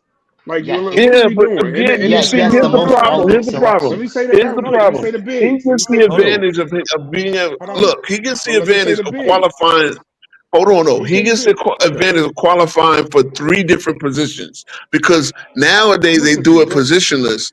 But he was center because he made All NBA first team as a center, mind you. 17 and 12 that year. He was an All NBA first team center. That shit is not flying in any era of any year of the 90s. Nobody was 17 and 12 is going to be there. So that right there proves my point. But you can't judge it off that era. You got to judge it off 2000. You said it was no center. Also, in his late 30s and making All NBA first team with 17 and 12. He's going to make All NBA third team. He's going to make All you're NBA showing second your, team. He's not going to make first team, but he's going to make All NBA third team. Yeah, I just said All NBA. I didn't say first team. I'm saying those numbers are never getting. Those numbers are. Hold on, I'm gonna look at the numbers. Y'all can have it. Let me look at the numbers. I'll be right there. Bro, your point is but the numbers not going to tell you it's for game. Draymond Green numbers don't always tell you it's effect on the game. That's what I'm saying. Okay, so Draymond Green would have been a bench player in the 90s. Let's keep it real. No, I'm not comparing. I'm just saying like impact on the game don't always show up on the numbers. Draymond would have been way better. Bro, I get it. Hold on, I get it. But see, this is what I'm saying. Y'all, you know what I'm trying to do? I'm trying to knock down the accolades argument. Yeah, see, he was All NBA center with 17.8, 10 rebounds, 2.7 blocks. Now, it was a good year, and he got the Spurs to the finals. Don't you got Bill Russell in your top 5? Yeah, what's okay? So I got Bill Russell in my top 5. Now, what's the problem? Why only making hypotheticals that's going to take away Duncan's accolades? We can do that for everybody. Let's see perfect habit after that because I'm gonna cook all of y'all with it. Bro, you can't. So exactly what Scott said is like you not only are Duncan's numbers and especially in the playoffs and analytically he's like one of the best defenders of all time, like second or third, right? If you look it up. And as far as impact goes, he's right up there with guys like Hakeem and Bill Russell as far as the defense. And also, if you look at, you can't, the accolade thing is stupid because you can, like Scott said, you could apply that to every single. Who was Magic Johnson competed against at the point guard position for first team all NBA every year? Like, Isaiah Whoa, stop it. That's Wait. it. John Stockton, Isaiah Thomas, Derek Harper. I mean, bro, come on. Derek Harper, come on. Hold on. Let me say something real quick. Go ahead. You got it. All you gotta do is watch the 2004 finals and watch the 2005 finals. Watch Shaq against Ben Wallace and watch Tim Duncan against Ben Wallace, and you'll see why he is a top 5 player. Well, see, here's my thing. What's the point where Ben Wallace could be a starting center? He is not a starting center in the 90s. Ben Wallace is doing nothing with Hakeem Olajuwon. Ben Wallace not starting level center in the 90s? Okay, Bro, hold on. So can we say that about Bill Russell, your top 5 player? Bill Russell is transcended. Guys, please. Bill Russell was so fucking good athletically. Bill Russell is the standard on how you play center. See, you guys looking at, so mind you, it's funny. Like you think I'm contradicting myself, but you're looking at numbers. First of all, Russell's numbers are hella impressive. You're talking about a guy that got 22 rebounds. Now, we don't even know how many shot blocks he would have got, but Russell physically is more impressive than Duncan. Now, Duncan has more offensive skills. Right, cool. But you want to talk about accolades and success? 5 MVPs when players are voting for you? When they voted for him over the guy that went 51 and 32, right? So you cannot sit there and tell me that Russell was this charity case or this guy. Again, a guy that never lost a game 7. Duncan lost in the first round to an 8 seed. Okay, let's not go there about Duncan. You're not taking Russell's spot. That was the weakest Russell argument in the first round. How was that a guy that never lost a game 7? He played in 10 game 7s against Wilt Chamberlain, Jerry West. I don't know how many times against Brock. I mean, he never lost a game 7. Who was he competing against legends? Say again. Who's he competing against at center in those finals? Are you fucking okay? In the finals, he's competing against a weak center. So what? He never lost a game. Wait, that's your whole argument against Duncan. You taxed Tim Duncan. Well, okay, but he did. Wait. So hold on. Come on. Okay, he also competed against Wilt Chamberlain in game 7s. He competed against Willis Reed. Hold on. He competed against Willis Reed. Oh, the Lakers were the one team in the league with a weak center. But meanwhile, you are competing against West and Baylor, 2 of the guys who are walking 60 points a game, 59 points a game. Baylor getting 15 Duncan rebounds. Duncan was facing Kobe and Shaq, dude. Way better than Duncan. Wait. Who did Duncan play on the Grizzlies? Who did Duncan play on the Grizzlies the year that they got knocked out as an 8 seed? Oh, you mean it's a Duncan fault he's facing Zach Randolph versus Elgin Baylor? Are you fucking kidding me? No, I mean, Marcus Gasol, he's the player of the year, don't he? And Tony Allen is a top defender.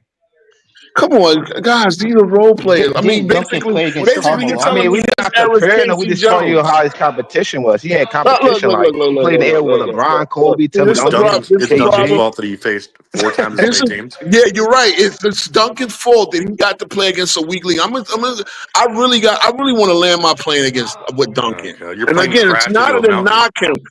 Okay, he got to be a first-team All-NBA center at going 17 and 10. That is not doing it in any year of the 90s. You had to be considerably better than that to be a first-team All-NBA center. A first team. You couldn't even get the third team with those numbers. I'm sorry. Why are we taxing Duncan? Why are we taxing Duncan? I know it's not only about stats, but this is what I'm telling you. Okay, this is what. Okay, look. In 2013, hold on, real quick. Give me the elite centers in 2013. MVP averaging 16. Oh my God! Everybody just give me the elite centers in 2013. Marc Gasol. Oh wow! Okay, cool. Dwight Howard. Dwight Howard. Okay. Anybody else? wasn't playing center. He was playing Thiago He was He said center. 2013. 2013, he was a center. He was All NBA first team center. DeMarcus Cousins.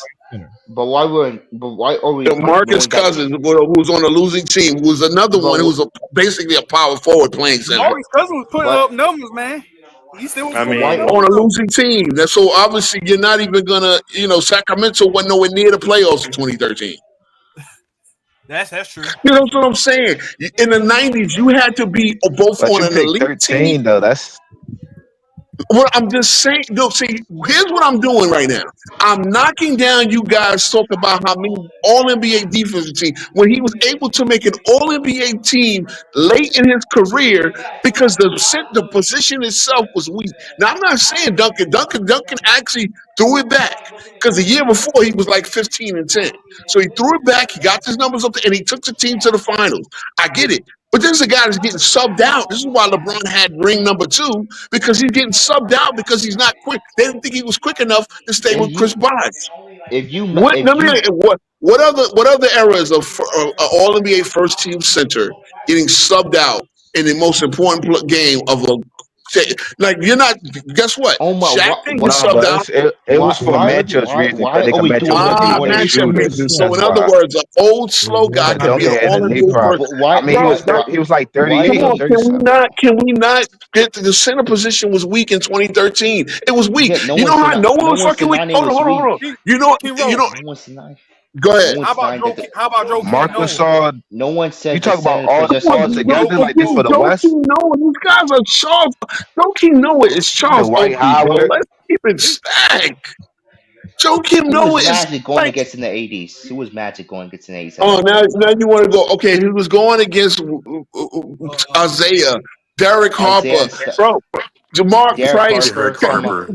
He's going against Kevin Johnson. Now Derek Harper's a bum. No, he wasn't. Ooh. Derek. Hold on. Let me just look. Let me just look. I'm gonna look at All NBA. I'm gonna look at the guys that made All NBA at point guard in the 80s. Since y'all wanna go there. Y'all want to, because again, you know who was thought to be a top 5 center in 1993 or not top 10? Roy fucking Hibbert. Roy Hibbert, a guy who I watched him at Georgetown. This guy can't even catch the ball. Well, come on, man. He was a top 10 center in 1993. He played power forward position too. Jim Paxton made an All-NBA team in the 80s as a guard. How you gonna Oh my God! I'm losing this. I'm losing. I'm not losing the debate. I'm losing this discussion because you keep talking about how. Okay, so he officially stopped playing power forward at 2007. Now he's a center because he's officially listed as center. So KG and Dirk was in the league when he was power forward. All right, okay, you're right. Kevin Garnett was more of a power forward because of his frame. Duncan is 6'11", 250, 260. Kevin Garnett is more like 6'11", 230. Now he could have played center too, but he couldn't really play center in the 90s because he didn't. Y'all brought up Ben Wallace, and not only could Ben Wallace not play in the 90s, he did not play in the 90s. He was drafted and was the 4th string center on an AC Washington Wizards as a rookie. Come on, guys. Tell me the 1 year. Tell me the 1 year that Duncan made an All-NBA team as a center. Go ahead. I just told you 2013. He made it first team. So he's able to make All-NBA. You're saying that out of his 15 selections, right? And this is includes. Okay, hold on. How many? Because that means at least 5 of his selections were at center. Because he's listed as center. But you know what? No, he plays center and still could get it at power forward because they could list him at power forward too. He got listed at both positions. This is the advantage that Duncan has over Akeem, who was never listed at power forward. This is what I'm saying. Akeem is going, and mind you, now they do it where they could put 3. Now they do it where they could put 3 centers on the first team. They actually did it last year. They put 2 or 3 centers on the first team. All but one of his selections was at forward. Okay, because again, he's still a center, but they put him on at forward. It doesn't matter, dude. Yeah, see what I'm saying? That means he has 9 available positions, Scott. Travis, but Akeem had 3 available positions. That means he had to beat out a deeper crop of centers. I don't understand why y'all don't get that. He also had to beat out power forwards too. Scott. I mean, Travis. They were Dude, the never going to list. forward compilation was He the was never deepest ever going to when take. Duncan played. They would look. They That's were what I'm never going to saying. put. Y'all just keep stepping on it. Y'all, please let me get this point. They were 5 centers because they were only going to list the top 3 centers. They were never going to put a guy like Hakeem. Oh, let me just put 3 centers on the third team just to get him on there because he probably deserved it. No, he only had 3 available positions while Duncan had 9. I'm sorry, Duncan had 9 available positions every single year, and he had 6 for all defensive. So he has an advantage having more available positions. Now they do it where they just put the 3. Matter of fact, they can put 4 front court players on the first team. They don't. They do it positionless now. Y'all do realize that, right? So now the players of today have more available positions. They're not pigeonholed by their position. Center was the deepest position historically for all NBA teams, and you would have to be one of the top 3 centers. So if you got Ewing, Olajuwon, Mourning, Shaq, Doherty, I mean Doherty wouldn't make it in any year because he's not beating out these other guys. You got 9 elite centers with 3 positions. Okay, so your point only makes sense if you're fucking comparing him to another center that we don't have See, ranked that's the above him already. problem. Duncan has the best of both worlds. He has the forward. You can list him as a forward and you can list him as a center. He's so listed you're as a saying that he forward. didn't deserve his selections? That's a stupid take. I'm not saying he didn't, but I'm just saying it was easier for him to make against a weaker crop of big man with more available positions. Even if I that, don't understand where it's not even if landing. that's true, it doesn't What made him take a away center? from anything that he did, dude. What Especially made on him a defensive center? end. What made him a center? He's blocking shots at a center type level. No, He's, block if shots you tells block, me nothing about your okay, give me give me the power forward that regularly got 2 shot blocks a game. Give me the next power forward that ever did I it. could give a power 4 who led the 2000 in rebounding, KG. Yeah, So like, okay, KG, but give me the next power forward that regularly blocked 2 shots a game. I'll give me one. And any point, I know they started keeping the stat in 74. Give me the power forward that regularly averaged 2 shot blocks a game. Give me one. Average 2 shot blocks a game. Give me one. Give me one. Because Duncan has 1, 2, 3, 4, 5, 6, 7, 8, 9, 10, 11, 12 seasons. Even in 2015, his next to last season, he averaged 2 blocks a game. So he has. But now we arguing that if he was the because he's a center. Even if he was the center, we could argue that too. Though he's still a top 3 center then. No, he's not top 3 center. He's not better than Will. He's not better than King. No, I'm talking about Shaq. I'm talking about the 2000s and stuff. I'm talking about the 2000s. Okay. Well, yeah, you're right. He when you had look, Brad Miller made the All-Star team at center. Brad fucking Miller. So this is how weak. Hold on, Zydrunas Ilgauskas made 2 All-Star teams at center. This is how weak the center position had become. Let's keep it a stat, guys. Come on. What are you talking about? I can't. What year is Big Z making it in the 1990s? Give me the year that Big Z is making the All-Star team. But if you want to bring up competition, that's what I'm saying. I could bring up Bill Russell because they play only 8 teams. And okay, so they played only 8 teams. That means he played. That means half the time he played against a Hall of Fame center. Half the time he had the best team. So half the time his team was the best team in the league. So what? Okay, that's why he won the championship. That's not why he won 5 MVPs. Because he's going against Will Chamberlain, he's going against Oscar Robertson, he's going against Jerry West, he's going against Jerry Lucas, he's going against Elgin Baylor, he's going against fucking Hal Greer. All right, well, if you could do that, I could talk about the players Tim Duncan going by. Okay, but I'm just talking about centers because we're talking with this. Mind you, we're talking about All NBA versus MVP. He's MVP of you said 18 league, but guess what? No, but you just brought up players that Bill Russell went against, and I could bring up players that Tim Duncan went against. But again, I'm talking. Okay, so number one, I'm talking about all players at all positions because he won 5 MVPs as voted on by his peers. You're talking about a media award that Duncan got 17 times, right? Right? No, he has 15 and 15, but he's getting a media award based on the fact that he's going up against a weaker crop of players and getting more available positions. I mean, he made it All NBA at forward 4 times when he was technically a center. So do you think Hakeem would do better against Prime Shaq? Because he wasn't playing Prime Shaq, he was playing Young Shaq. Do you think he would? Hakeem literally did better against Prime Shaq. He swept him. I mean, come on. Okay. So 95 wasn't Prime Shaq. Prime Shaq.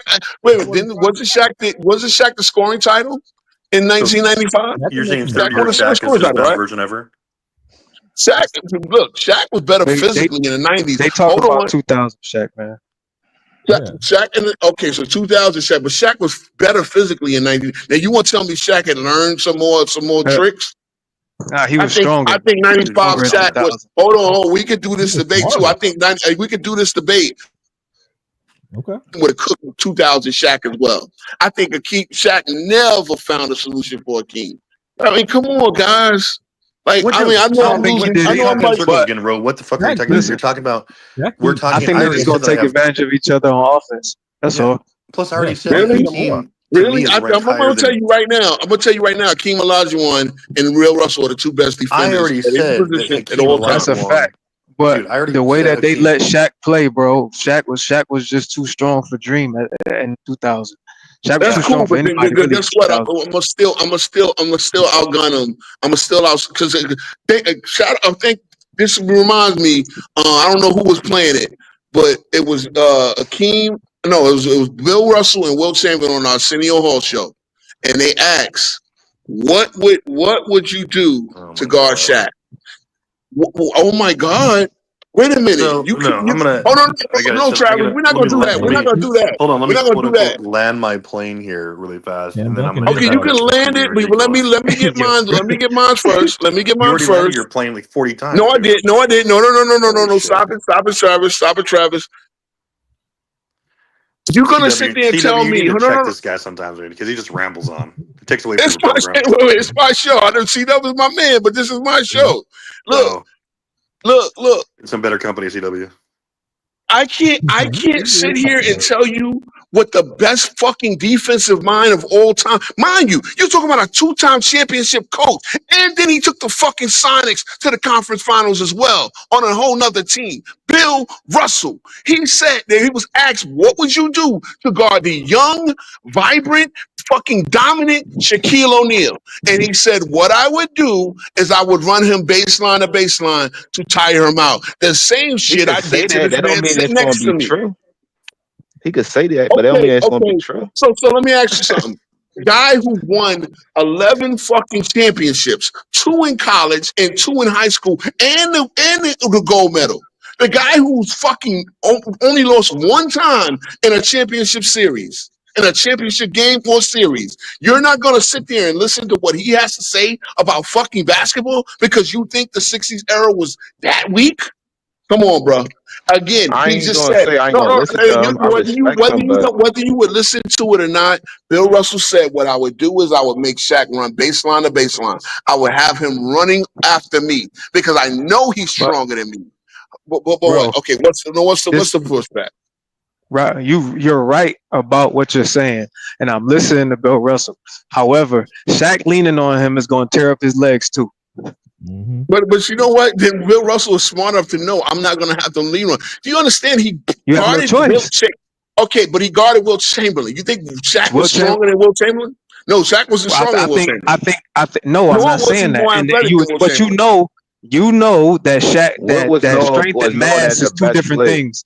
So if I'm heavy as shit, and you have to hold me, that's completely different than matching somebody's strength. Cool. See, here's the thing. Here's the thing about Shaq. And again, one thing you got to understand about Shaq is why he was swept 5 times in the 90s, 7 times in his career. That's a fact.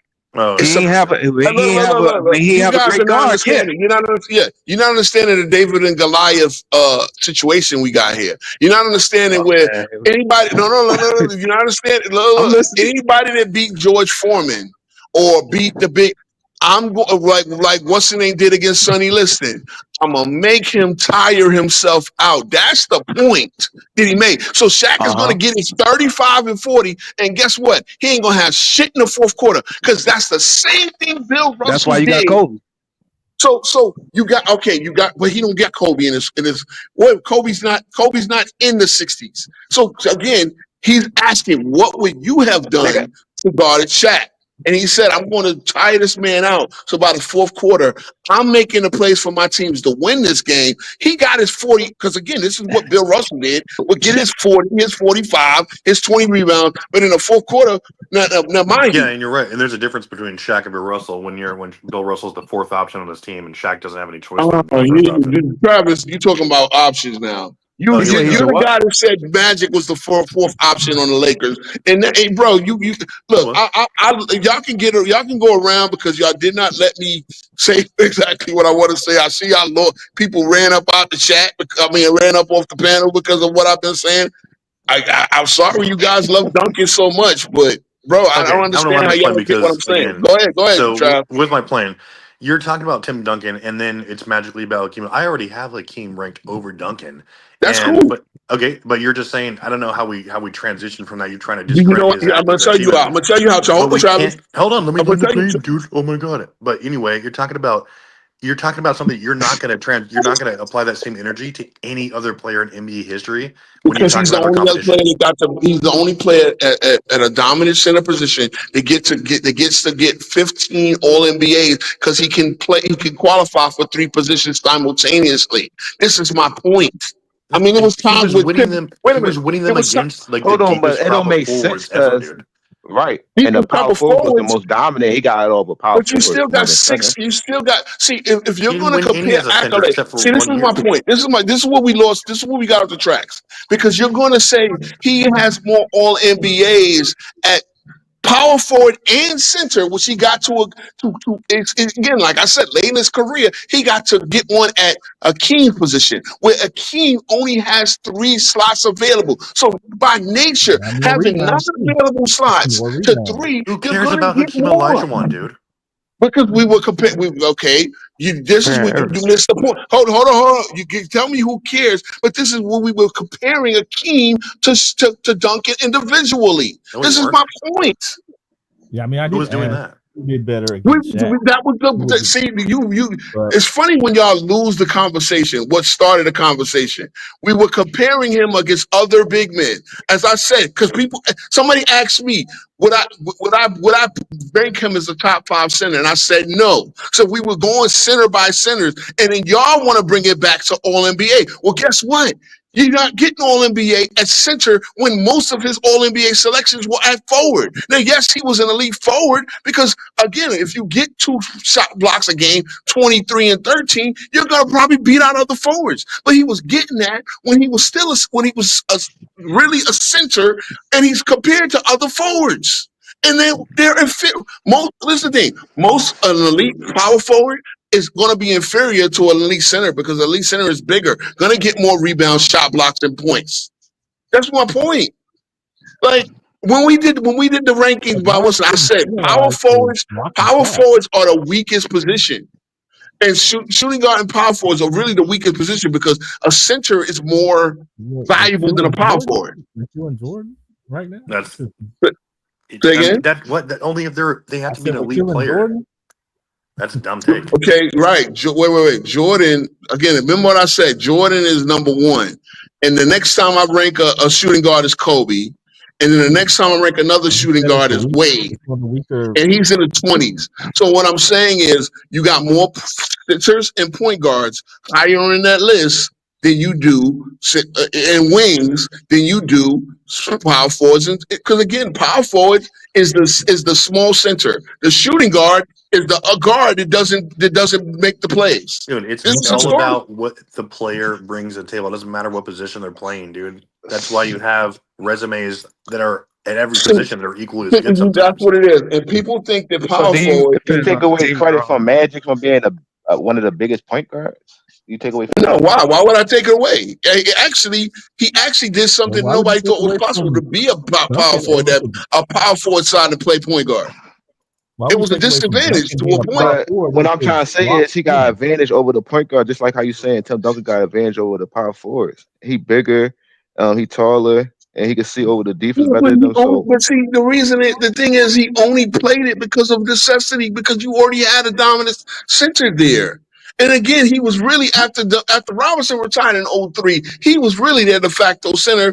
But they played some ham and anger like fucking Tiago Splitter and bro. Your whole thing could go against Michael Jordan too, man. Like Yeah. Jordan, Why would you go against theoretically Michael played Jordan? Why? because He Jordan was was playing arguably the worst competition, a crop of fellow shooting guards besides people like Clyde Drexler and Richmond. Okay, but And you the thing still only about it, but hold on, Travis. You still only got 6 available positions for Michael It Jordan. doesn't matter. And Michael He's Jordan doing, you're talking was about more valuable than any of stats for them. Tim Duncan, right? Michael Jordan was taking like 6 to 7 more shots than his closest competitor at that same position every single year.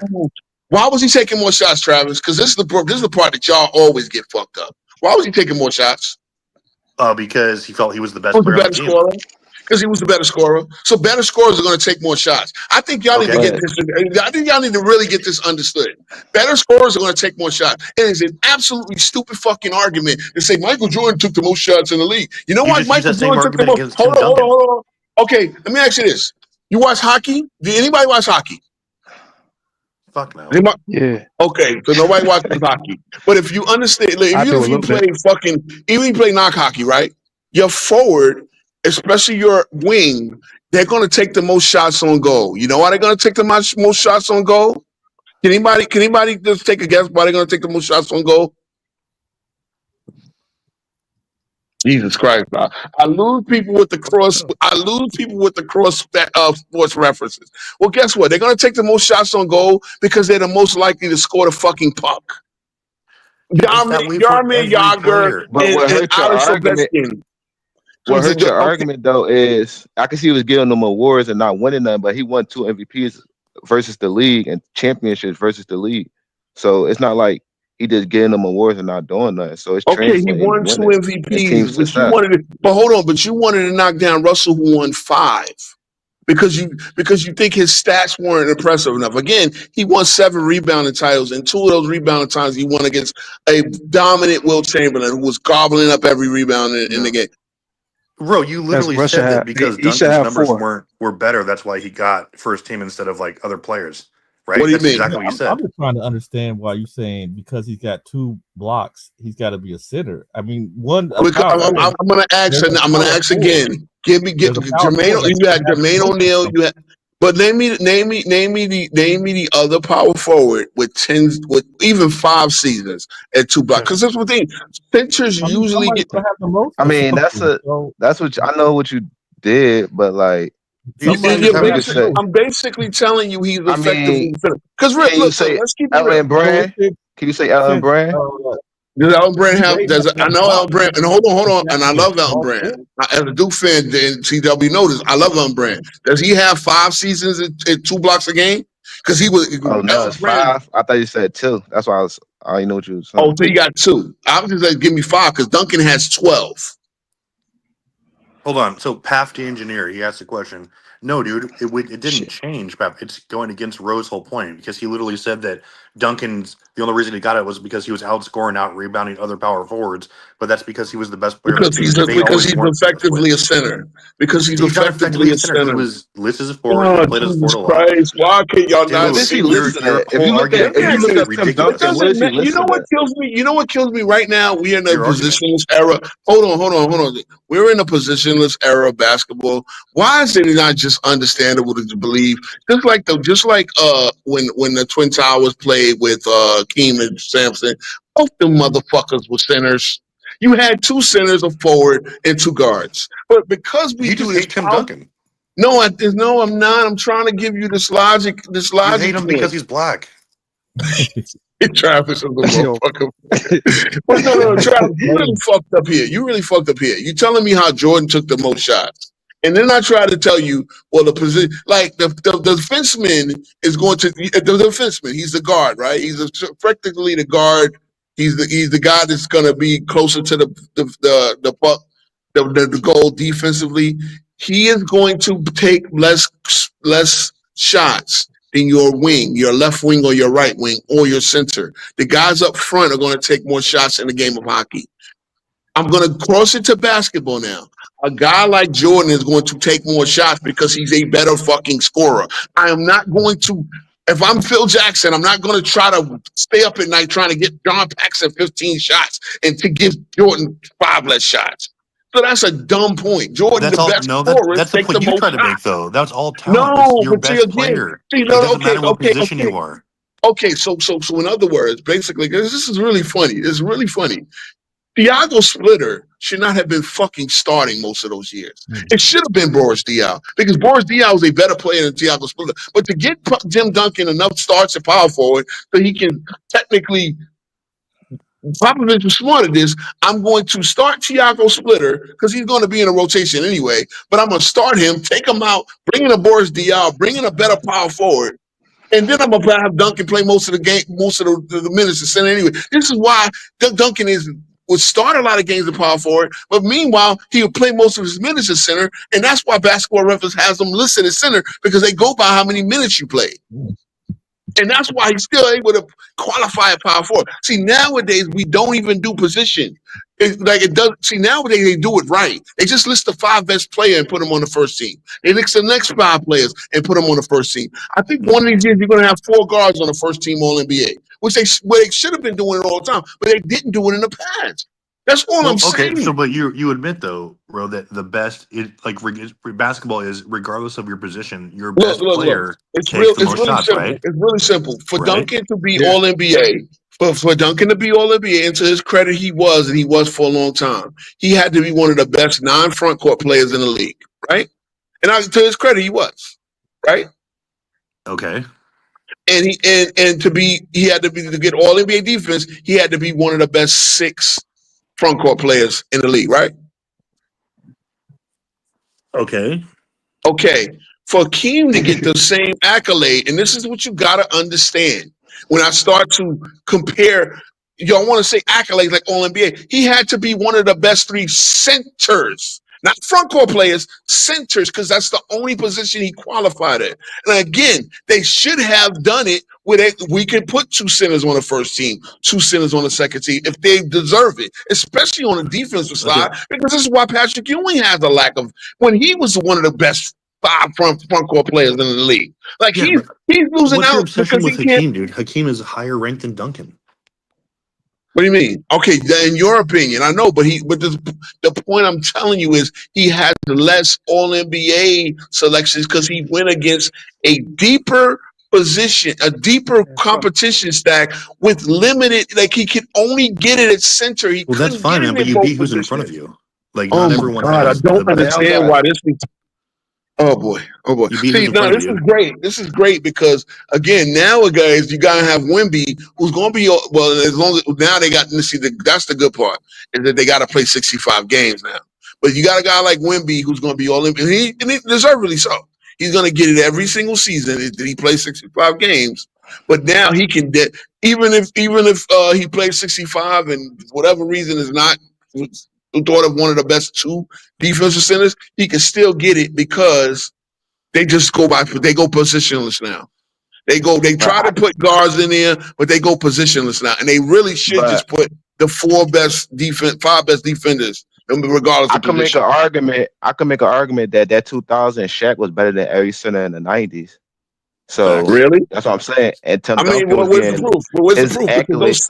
Wait. Where's the proof? No. His resume. Look at his 3-year peak. Okay, cool. Who's not better 3-year peak outside of Hakeem? So 2000 Shaq. Okay. Again, it's funny because 2000 Shaq, and you also had Mourning, who was the defensive player of the year. But of course, Mourning got knocked out by Ewing. Ewing is a shell of himself. Hakeem is a shell of himself. So we can't really. I'm talking about from the 90s. What center got a better 3-year peak?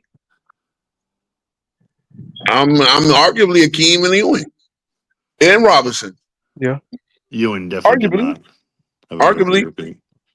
Okay, I mean, not statistically. Not. You know what? I know. Okay. Well, so 3-year peak is 2000 and 2002, right? Yeah. Okay, that's funny though. But in '99, that same guy got with 4 All-Stars on his team, got swept by Karl Malone. Okay, this is what I'll leave you on. Hey, CW, I want to debate Roe on this very topic. Oh no, I'm not debating. I can already see I'm missing everybody, and everybody loves this. You are. Set it up. We'll do it on this channel, CW, anytime you want. And we're debating. We're debating Tim Duncan is a top See, 10 all-time player. what's so funny is y'all got me on a tangent about all NBAs, and I'm making a real legitimate point how Duncan had more available awards to win. There were 9 awards. Can you? No. 15 Come on, players CW. that get Come that on, though. CW. Come On on, NBA, CW. it's If there, 15 let me ask players. you this. Let me ask you this. If there, CW, please, let me just. This is just really common logic. If there are only 3 available awards to win, and there are 9 available awards to win, who has a better chance of winning an award?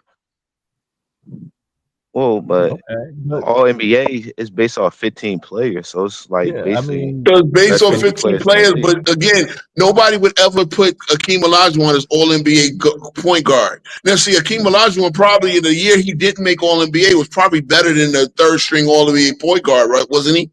But he can't win it at that position because they're never going to listen to him there. That's what I'm saying. He was better than the 3rd string All NBA forward. And again, they did list 2 forwards, not 2 small forwards. But he probably was better and more valuable than the forward, but never got it. But meanwhile, Duncan, who is effectively a center, is getting it over a forward. Again, Duncan I'm crashing out over Duncan. But you think he's that much better than Garnett and Dirk and guys like that? You think Tim Duncan was that much better in seasons than those guys that you okay, cool. You're right. But wait a minute. CW, understand this. There's room because there's 6 available forward positions. There's room for all of those guys to make the All NBA defense in a given year. Can you not understand that? But okay, but even if he's at center, he'll still make it. Only Shaq will be in front of him. Here's my point. God, I'm not seeing this. Oh my God. So you just saying he played weak competition and took advantage. That's basically what you guys be saying. No, I'm saying the center position. And if you want to do that, I'm saying the center position was clearly weaker. I mean, you're saying he won most of them as a power forward. If the center position, but he also won it when he was once Robinson retired in 04, 03, 04 is his first year. Where Duncan is the center, but they would still list him at power forward because guess what? Okay, let's list him at power forward. It's been a position he's been playing. Let me just find somebody else to, bro. Like, if he had the restriction of, wait, no, he's a center. He's not a power forward anymore. Then it's a different, mind you, he still would have made it because you got fucking Ben Wallace and Brad Miller making the All-Star team at center in these positions in these years. I'm just saying, I played both positions, and but that's what I'm saying. Okay, can y'all please power forward as I did as a center, but exactly I had to play power forward because we had somebody that was slightly better at the center position. So no.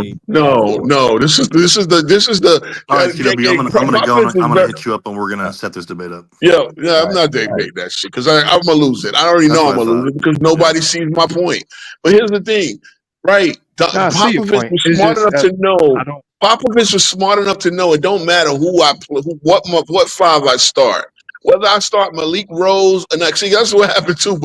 Malik Rose, I would start some bum ass Argentinian guy, and then it's basically Duncan going to play most center, and I'm gonna bring in Malik Rose off the bench, and then I'm gonna go, and Duncan's gonna play like 20 something minutes at center, and Malik Rose gonna get his 20 something minutes, and that bum that I started, he'll get his 25 minutes. So Duncan is now still a power forward, but effectively he is my center because he's my center, even with that bum ass Fabricio Alberto or Francisco Elson or whatever other bum they would put in the position. But Malik Rose is probably gonna play getting good minutes in. So really, see what's what I'm saying, man. This is all I'm saying is more available position. So I'm not down in Duncan as a top overall player. But if you guys want to talk about the 27 versus Akeem, well, Akeem was for in his prime every single year could have been an All-NBA team. But some years they probably looked at Ewing and Mark Eaton or whatever when Mark Eaton got 5 something.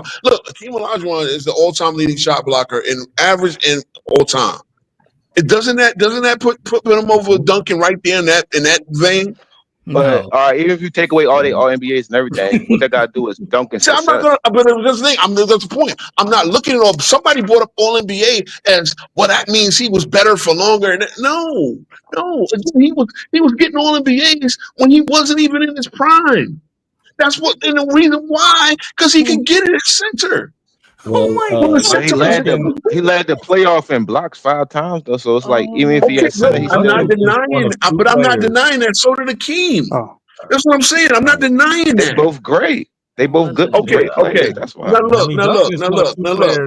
This whole thing started. I asked, what would if Duncan was only a center? If he was drafted to Boston, they probably never would have played him at power forward. I think we all can probably agree to that, right? Because even what Boston had, Boston had 2 good forwards. They would eventually get Pierce, right? So it's Pierce, Walker, and Duncan. Duncan would have been the center. If Duncan would have went to Orlando, he would have been the center. So let's just in his world, he is a center. By his first 2 years, he still made All NBA. You know what? Again, was in the league. CW. If he had left your Spurs if he had left your Spurs and went to the Magic by the need, first of all, you got T-Mac, who you can still play, but you're going to have Grant Hill. You're probably going to play Duncan at center. You're probably going to play another power forward. And maybe they never drafted. Remember, they never drafted Dwight Howard because they never dunked into the lottery to get Dwight Howard. So Dwight Howard was on another team. Duncan would have played center, and it's fine because it's the need of the team. Duncan could have. I completely understand. Duncan could have played either position, really, and that's the thing, right? Center. Amari is a power forward. AD is a power forward. In this era, they can play power forward and they can play center because the center position is weak. It's still weak. It's been weak since 2000. It's been weak this whole decade. And how do I know it was weak? All right, so what they got to do with Tim Duncan playoff wins, the 3rd most ever? What they got to do with that? He winning against other positions. Okay, so you're coming up with a different argument, though, bro. Tim Duncan was playing majority center before the 2010s even took away. Like 5 years before, like in his championship he won in 2005, he was playing majority big man minutes, center minutes. Which I agree, Casual, and that's my point. And he's still able to get All NBA at forward playing center, which again, the center is usually better than the power forward anyway because he's a bigger player. But he didn't though. What do you mean he didn't? Those years that he's playing majority center minutes. Hold on. Let's look. Let's look. In 05, in 05, he 55% of the time that he played on the floor was at the center position. So let's look at it. Hold on. He made first team All NBA. He made first team All NBA with Shaquille O'Neal, Dirk Nowitzki at the forward spot as well. Okay, hold on. So let's go because you got it out now. 2006-07. That's the first year where Basketball Reference lists him as a center, right? Right? Yeah. Y'all with me? Okay, so he made first All NBA defense and offense. And let me see what team they put him on. Let me see what position they put him at. He made he's made second team All NBA that year. No, I'm gonna go 06-07. 06-07. All NBA defense. Okay, 06-07. All NBA teams by year. Okay. 06-07. Now he's playing center, right? Mm-hmm. Hold on. Because I need to see them to put a 06-07. Hold on. Amari Stoudemire and Dirk Nowitzki was the okay. Tim Duncan is playing center by minutes, and what All NBA? What position is he put on All NBA? Forward. Okay. 2007-08. He's playing center, right? As you said. Mm-hmm. What position are they putting him at? Wait, which one? Second team. 07-08. He's playing majority of his minutes in center. What position is he listed at for All NBA? 07-08. Forward. And we can repeat the same thing for 09 and 2010. So he's playing the majority of his minutes at one position, yet he's listed on the All-NBA team at a different position 4 years in a row. Hold on, because the first year he didn't make it, I believe, was 2011. Mm-hmm. So 2011 is the first time he has not been an All-NBA player in a long time. Mm-hmm. Now he also didn't make it in 2012, the lockout year. Mm-hmm. Again, you got let's look at All NBA. Let's look at the All NBA centers. I'm sorry, bro. I hate to laugh, but the All NBA centers in 2012 was Dwight Howard first. Okay, he's legitimate. Andrew fucking Bynum is second team All NBA, and Tyson Chandler. Come on, man. Are you not understanding how weak the center position is now? Two of them got defensive player of the year. I was about to say at the that's time, fine because guess what? But it's the standard for DPOY is weaker. Hey, Joakim Noah got defensive player of the year too, don't he? Yes. Bro, okay, now what year in the 90s? Hold on, but what year in the 90s did any of them win in DPOY? Bro, you are making it seem. But Tim Duncan made All NBA over dudes like Karl Malone. All right, I'm gonna go for. Okay, so let me go from 87 to 88. 87 to 88. Bro, no. Why are you 87 to 88? Please. Y'all are killing me. Y'all are killing me. Why is this an argument? Really killing me. No. Because I want to show you what the standard for an All NBA center was. I'm gonna go. We understand that. Hold on. I already agree with you about the shit. Okay, no, I know you do, but for those that still doubt me, like Travis and everybody else that ran up off the panel, let me go to 84, 85. There's only two All NBA positions. Hold on, there's only, but I know Hawk, I'm with you, but I gotta land this. There's only two positions in 84. I'm gonna just name them: Moses and Hakeem. Moses and Kareem, first and second. 86, Kareem and Olajuwon. 88, 87, Hakeem and Moses. 88, Hakeem and Patrick. 89, Hakeem, Patrick, Parrish. That's the first year you have three All NBA teams, right? 90, Patrick first team, Hakeem second team, Robinson third team. 91, David Robinson, Patrick Ewing, Olajuwon. David Robinson, Patrick Ewing, Doherty. Hakeem, Patrick Ewing, David Robinson. Hakeem, David Robinson, Shaquille. Mind you, first year in the league, Shaquille wasn't good enough to make an All-NBA team because he's a center. He can't make it over Larry Johnson, Charles Barkley, or Derek Coleman, who he's clearly better than because he's a center. I need y'all to understand. Please let me live. David Robinson, Shaquille, Olajuwon. David Robinson, Hakeem, Shaquille. Team, Patrick Ewing, Shaquille. Shaquille, David Robinson, Mutombo. Olajuwon, I've been mourning, first team, 99. This is the lockout year. We're in the lockout year now. Shaquille, Olajuwon. Now look, Olajuwon is a little bit washed. He's a little bit washed. He's still great, but he's a little bit washed, and he's making all big. So this is Shaquille, Olajuwon. Shaquille Mourning, Robinson. Shaquille Mutombo, Robinson. Shaquille, Dirk. Now, Dirk got to be a center. I guess they listed him in 02. They put him in a center. Cool. Mutombo. Now, Shaquille, Ben Wallace. In a damn center. I know, but they got him in center at 1 year. I guess he might have played most of his minutes at center in 02. But whatever. I'm not going to. See, here we go. Shaquille, Ben Wallace. Okay, Yao Ming. All right.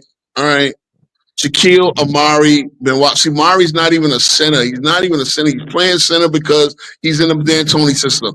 Shaquille, Ben Wallace, Yao Ming. See, again, you got guys that these guys. I'm sorry, Ben Wallace did not even start in the 90s. But guys, Ben Wallace did not start in the 90s. He did not start. I just want you to understand. Look, hold on, Casual. By 2010, y'all laughing. But by 2010, the shush was crazy. He's just saying stuff like he wouldn't. I wanted y'all to get this, man. Look at the quality of names. You don't have any bums making center. The All NBA team at center, and from 84 up to 2000, the biggest bum you have is Mutombo, who's a fucking 4-time DPOY. And legit, because let's be real, Mutombo was a better defender than Ben Wallace. He just was more dominant. Come on. Ben Wallace was a role player and again, because of central position, and I'm gonna tell you what made it weak. What made it weak was the high school players coming in and not having any post game. So again, I'm just saying the quality of what you needed to be to win the All NBA and the competition. Remember, Brad Daugherty was made one out of his 8 years because the competition was that stiff. Now you got Ben Wallace, who wasn't even a starter. He wasn't even drafted. Bro, come on. Non-drafted players were But not Tim being. Duncan, What the fuck? Tim Duncan still got MVPs and was top 5 in MVP. That's against the whole Okay, league, and he still okay, got you're right. playoff I'm not. See, success. that's a different argument. I'm only on the All NBA argument because I just proved that Duncan, while playing center, made the All NBA team 4 times at forward. So he's able. So you're not giving that. But you're not giving that leeway to Keem Olajuwon because he was never listed at power forward. Power forward. Okay, but you just told me that. But hold casual. You just said he was playing center. He was playing the majority. Yes, he played majority position at the. He played majority. So then don't you understand the being able to? Well, hold on. Okay, you're right, and I agree. But being able to flip between both positions gave him the ability to make the All NBA teams, which is a bit of a mirage, bro. Because if they were thinking, let's just list Otis Thorpe as center and let Akeem Olajuwon be able to qualify a power forward, or let's do the same for you. But he got winners at power forwards too, though. He a back-to-back MVP. Because in the league. You're going. I'm not taking MVP away. Because KG during the same time is fluctuating from 4 to 5 on the back end of the 2000s as well. You're right, but that's the no. Because KD played with legitimate centers. He played power forward really until he got to Boston. KG. No, even on the back end of the Timberwolves. He was still spotting minutes at the center position more often. Okay, cool. But see, guess what? Then he also has the advantage. Okay, then good. He has the advantage as well. But I'm not arguing about KD being in the top 10 now, am I? This all started casual. This all started because I said that Tim Duncan is not a top 10 player.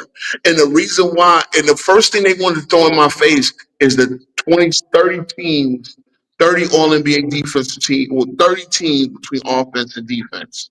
And what the thing I'm saying is it's a little bit of a fraud because he got 9 available positions based on the fact that if you want to say his versatility, you telling me that Keem wasn't as versatile. You telling me that if Akeem played on the same team with Robinson, that he wouldn't have had the same ability?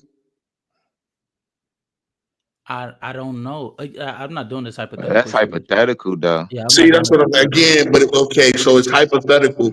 It's not hypothetical for Duncan because he was able to take advantage of the dual position list. He actually did it though, because he actually did it. So then again, it's still an advantage that he had.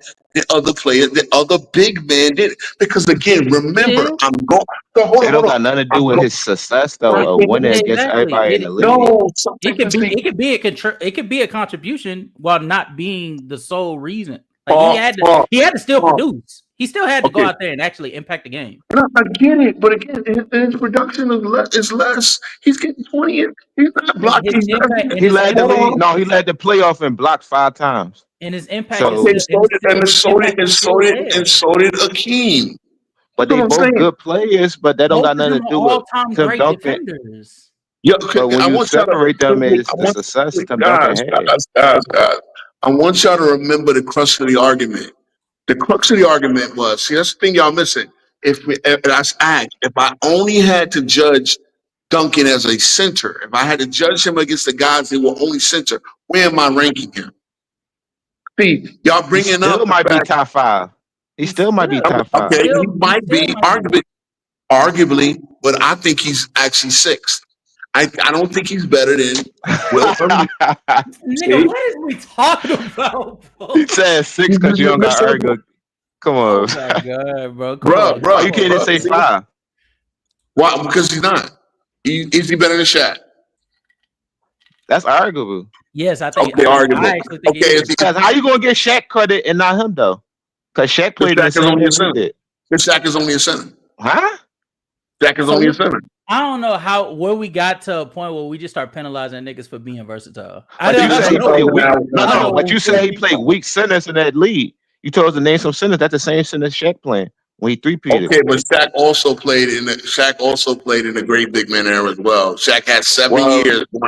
Hold on, now though. Shaq got 7. Matter of fact, Shaq got his ass bust by Robinson. He got his ass bust by fucking hell. He got his ass bust by Duncan.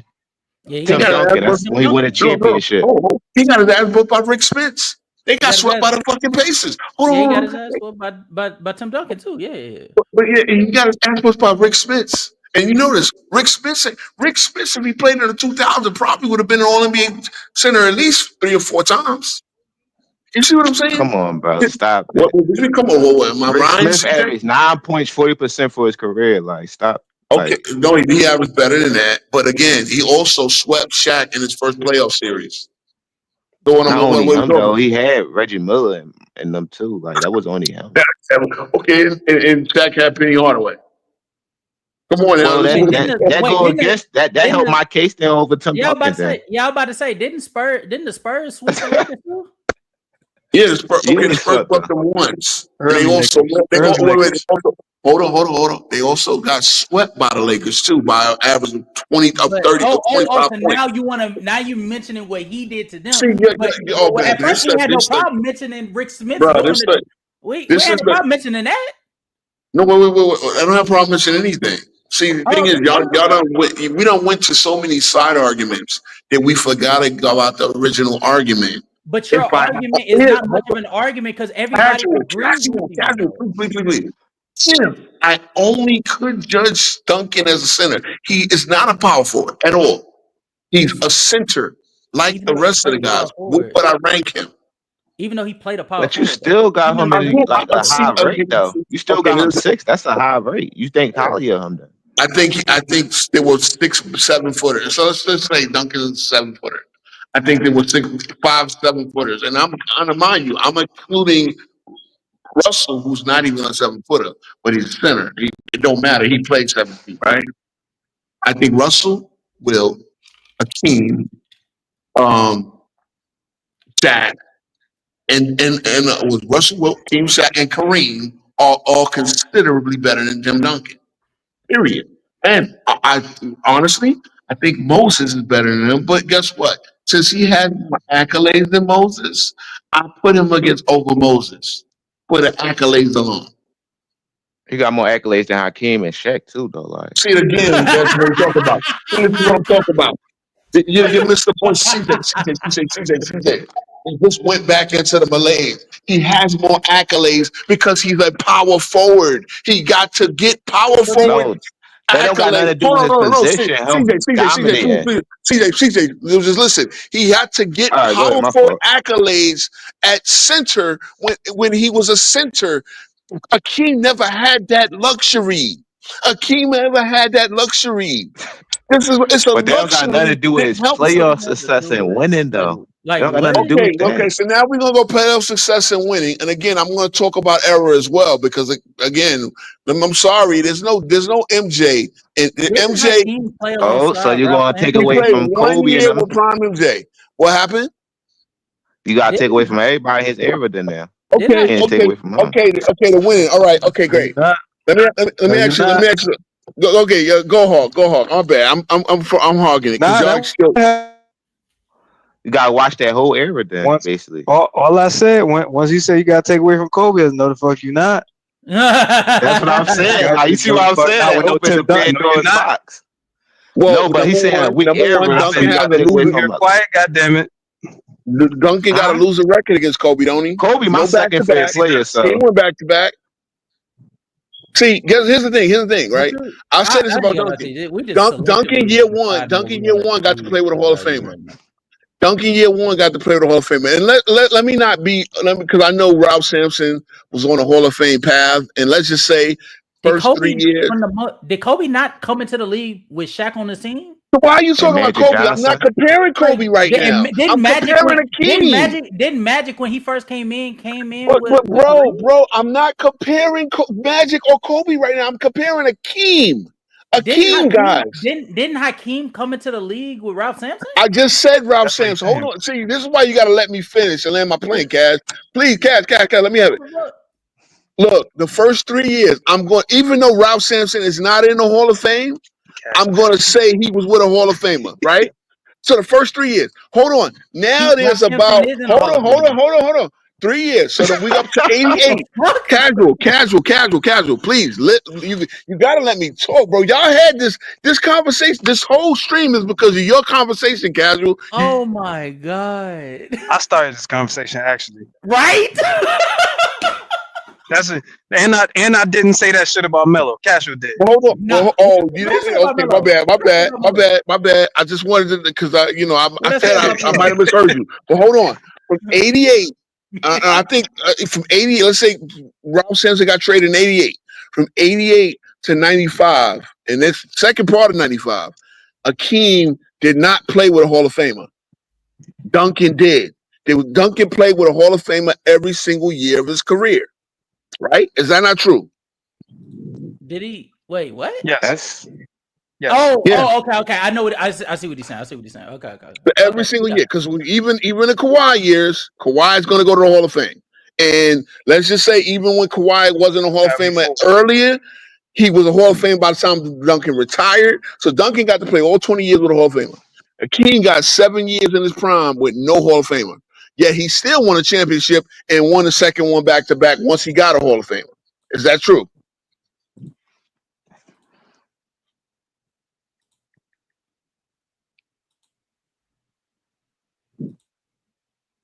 Why you niggas quiet? I didn't hear what he said. He broke up for me. What did he say? You there? Bro. I heard him at the end. We said, "Is that true, man?" Yeah, I didn't hear what he said before. Oh, he said it's also true that I can't remember what the years was. He just said that King played a large portion of his career without a Hall of Famer, and Duncan played 20 years with a Hall of Famer. Is that true? But when we go down that hole, we gotta say Hakeem a top 3, like, because he had the less help from a lot of all-time greats. So it's I'm just going by what he did. Yeah, I'm the players they have. Because we could say like he played with Hall of Famers, but like the same thing that I say when people be acting like Bill Russell just always like every single player that he played with was playing at that level throughout the entirety of their tenure together. Like they don't just because they turned into Hall of Famers don't mean they were playing at that level for the entirety of their. That's what I was about to. The only pushback that I have to that, you're right, but the only pushback I have to his point is those great players make you a Hall of Famer. Pau Gasol wasn't going to a Hall of Fame. Neither was Bosh. Hold on. Okay. So we don't Bro, y'all know we did 2 hours of this stream and we barely mentioned LeBron twice. And so anybody that think I'm a LeBron hate channel, we talked about it. We talked about Trae Young. We done talked about it. We ain't talk about LeBron today. I don't know what brought him up, bro. Oh, I don't know. Somebody was talking about Bosh, so I said I just said that there's certain players that make their teammates Hall of Famers. Yeah, he was saying. Yeah, I got you. People wouldn't be Hall of Famers. But I mean, come on, bro. I would say Manu and Kawhi was gonna go regardless, but Tony Parker wasn't. I don't know about. Well, you can't say about Manu. I don't know about Manu. I used to doubt Parker. I used to doubt Parker, but Parker wound up proving himself, bro. Manu was a problem. I don't care what team he was on. No. It's not to say he's not the problem, but there's niggas that were problems that still ain't made it to the Hall of Fame yet, and they've been retired for 20 years. Yeah, but I mean, you have to assess him being a problem with. They never won if he had a bad series. They won in 03 and he had a bad series. What, in the finals? Yeah. He definitely had a decent series in the finals. 13 he had a bad series. Oh, let me see. Yeah, Manu gave you in the finals of 03 gave you 8.7 points per game, 4.5 rebounds, 2 assists. He was in a 6-man role too, right? 30, he was like he was a 6-man. Yeah, he was just coming into his own, bro. Shooting 34. But in Tim Duncan best years, he really didn't have like a he didn't. We're not saying he never had like no help and nothing like that. But we saying and Manu basically in the Hall of Fame too, based on team success that we did overseas. That's a fact because they take everything into account. However, all I'm saying is the production that he gave is not what I mean, Tony Parker came into his own, but again, he had an easier path. Is That's what we was Manu and arguing Tim about Duncan a last night. franchise player? I mean, Montel and Parker, they franchise players. There, boy.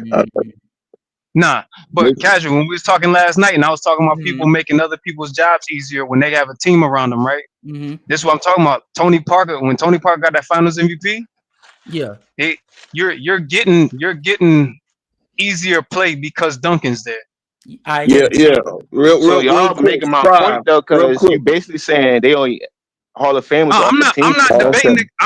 I'm not debating against Duncan. I'm just making a point off what we was talking about last night. We're talking about in a general sense, like typically, like your excellence spreads out to others to where the game opens up alongside. Yeah, that's all. That's all he was saying. Look. Now, since he brought him up, that was my point last night when we was going back and forth, casual. When I was talking about Miami and Cleveland. I'm trying to remember. I'm glad we off the Duncan. Are we getting off? Are we? We ain't gonna get into that. We ain't gonna get into that because this. But you'll figure it out. Yeah. Shout out to Philip Fry, because casual, you got casual. I'm a dumb fuck. No, bro, come on. Fuck damn, why? Damn, Philip. Hey, Fry's my guy, yo. Fry's my guy. Shout out to Fry. Is my guy. He's an LA Clippers fan.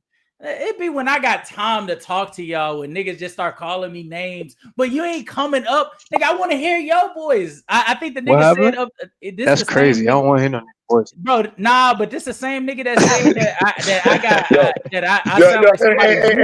Hey, casual. This is the same guy that had Johnny stuttering when he came. He had Johnny. What happened? Yeah, bro. I want to hear. Nah, it's a dude in the chat that's like he been calling me names my God and shit like that. But I want to hear him. I want to hear him give a take. Look, I'm stupid, tell me why I'm stupid. Damn, he said he at work, man. Come on, man. You know, look, I'm in the hotel. I can't even yell for so loud. Tell nigga take a 15. Tell him take a 15. Take a 20, nigga.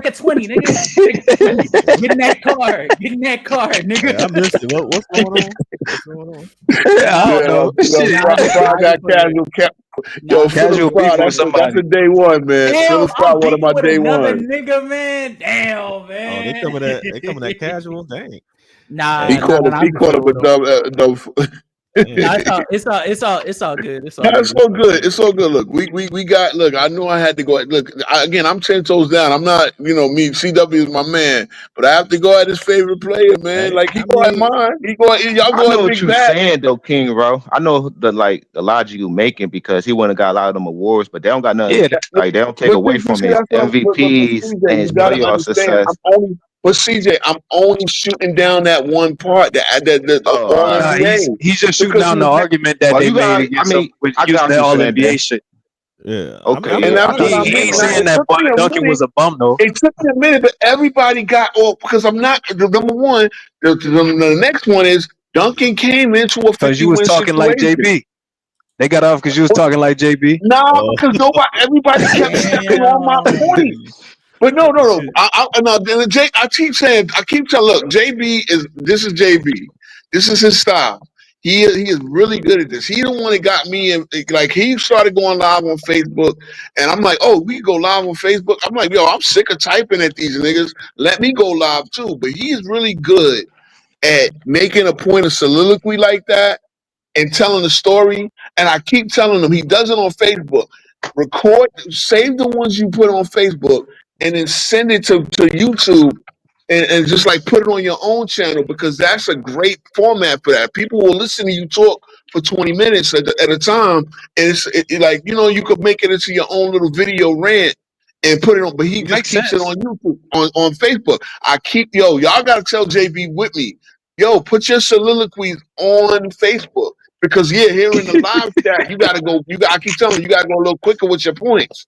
Because you can't get 15-20 minutes at a time, like you gotta. But I mean, people just gotta listen. He be speaking fast. I be listening. He came on Sports T, bro. He came on Sports T one time, and he had Laker fans fucking giving him a standing ovation because she gave him the floor to just break it down, because he always does that. His whole thing is how LeBron And I hate, but how LeBron came to his team and systematically broke everything the Lakers were about Ruined down. my goddamn team.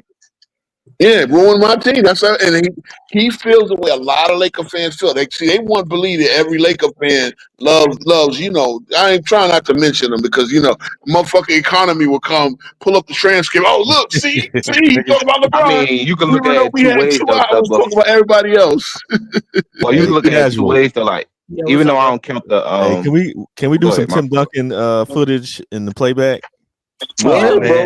yeah. Hell yeah. See, There's- I I had to ain't look gonna- at yo. No, After- dead Man. ass, I ain't gonna hold you. I've been itching to wanna, cause I swear by the 06 series of the Dallas Mavericks versus San Antonio Spurs, that is some of the best fundamental basketball you will see. Yeah. I swear, Which series? 06 Dallas Mavericks versus San Antonio Spurs. I ain't gonna lie Great to you, dude. bro. From start to finish. from 01 start to finish- Lakers versus Spurs was better. Oh, you said 01? Nah, the problem I have with like 01 is I think offensively for the Spurs, they weren't nowhere near as polished. Nah. Oh, I ain't care nothing about them. This ain't about them. Oh, it's about the Lakers. This ain't about them. Just so y'all know, fellas, the Cash App Kobe- and the Kobe Cash was App and the, cooking. hold on. Oh, my fault. Programming note, the Cash App and the YouTube, like I said, man, help. And look, no real talk. I mean, I'm humbly asking for donations. But even if y'all don't do that, man, please like and subscribe. Please get some people to like and subscribe. Let's liven this up, man. I want to do this every night. Goddammit. Yeah, share it. Comment Yeah, afterwards. Definitely. Comment post stream. Come on in, listen to your favorite point. Send the comments because that helps the numbers. Everything that helps the numbers helps the channel grow. We really appreciate it, man. Like I said, I'm having fun doing this. It's a real honor and pleasure to come on here and have this show. Thank you, C-Dub, for giving me the opportunity. And this, that, and the third. But yeah, we up here and I'm telling you, we trying to do it better than the rest of these niggas out here, bro. Look, we trying to do it better than Players Choice. We know we already better than the FYF and Go Chase Kingdom. You know what I'm saying? I don't know what the other live panels. Shit, we better than Ticket TV panel. At least the panel. I'm not saying Ticket is a great Ticket and Carcino. Y'all great. Ticket, Carcino, and I'm on Carcino's panel a lot. Carcino is a great storyteller. So is Ticket. But they panels got a bunch of dummies up there. We trying to do sports content. You know what I'm saying? Nah, real talk, cause I be on Carcino's panel. Them niggas is dumb. Shout out to Jersey Gay. Shout out to y'all Jersey can all Gay. shine together, man. Yeah, I don't think we gotta do it. I don't think we gotta do it. These are dumbass It's gonna niggas. be a podcast war. These dumbass All the niggas. podcasts going to war. Listen, Real talk. Listen, Go James Kingdom and them niggas about to make a diss track for your ass. Right? They already did. That's all good. Give me, Nah, they ain't had no features. They gonna feature them niggas next. Cool. You see, I just like the Ho said, for all you other shots and jigger, you only get half a bar. Fuck y'all niggas, be for real. Like y'all gonna give me bars. It's all good. I would say this though. I do feel like for niggas that really do want to see what Kobe looked like at his best in terms of like his shot making ability and how it translates to actually winning, I don't even feel like you need to go to the Boston Celtics series in 08 or 2010. If you just go to San Antonio versus the Lakers in 08, I feel like that justifies perfectly how good Or Kobe Denver, was. that Denver series. Or him versus Denver. Or the Suns was crazy. Yeah, because like Kobe's tough shot making was one thing. Because I always say, like, I think like doing Kobe at his best was like him waging his tough shot making to be able to like force the defense to have to like send 2-3 and then he'll kick it out to a shooter. But like in 08, but he wasn't even like doing nothing crazy in terms of like hitting moves on nobody. He was just getting to a spot. And then, like, as soon as he got there, the defense just lost their fucking mind. Like, the Spurs threw TP and Bruce on his ass.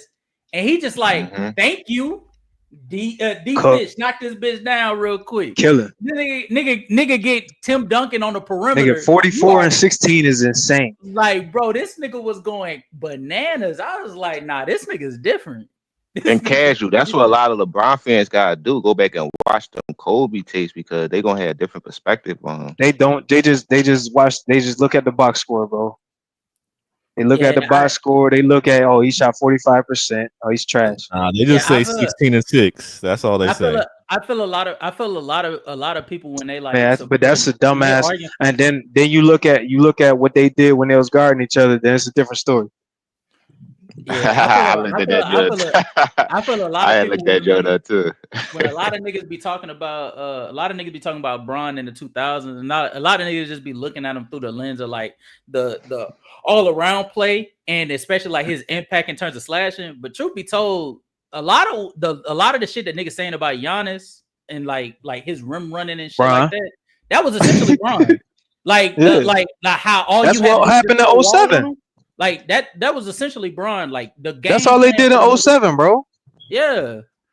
So like I don't know. I feel like you could make a case in like 2010, maybe for like him being over Kobe at that point, because I think Kobe athleticism started to drop off towards that time period. But 08, 07, 08, 09, I don't care what Bron was doing. He could win all the MVPs he wanted to, bro. You're not surpassing what Kobe was doing in the playoffs. Half the shit Kobe was doing in the regular season during that time period was bullshit. But it was the same shit that we was talking about when we was talking about OKC them. Like, bro, when you got this many rings, motherfuckers be chilling during the season. I mean, you still hoop, you still gotta hit your mark for your games. Yeah. But the playoffs is when you do your damage, bro.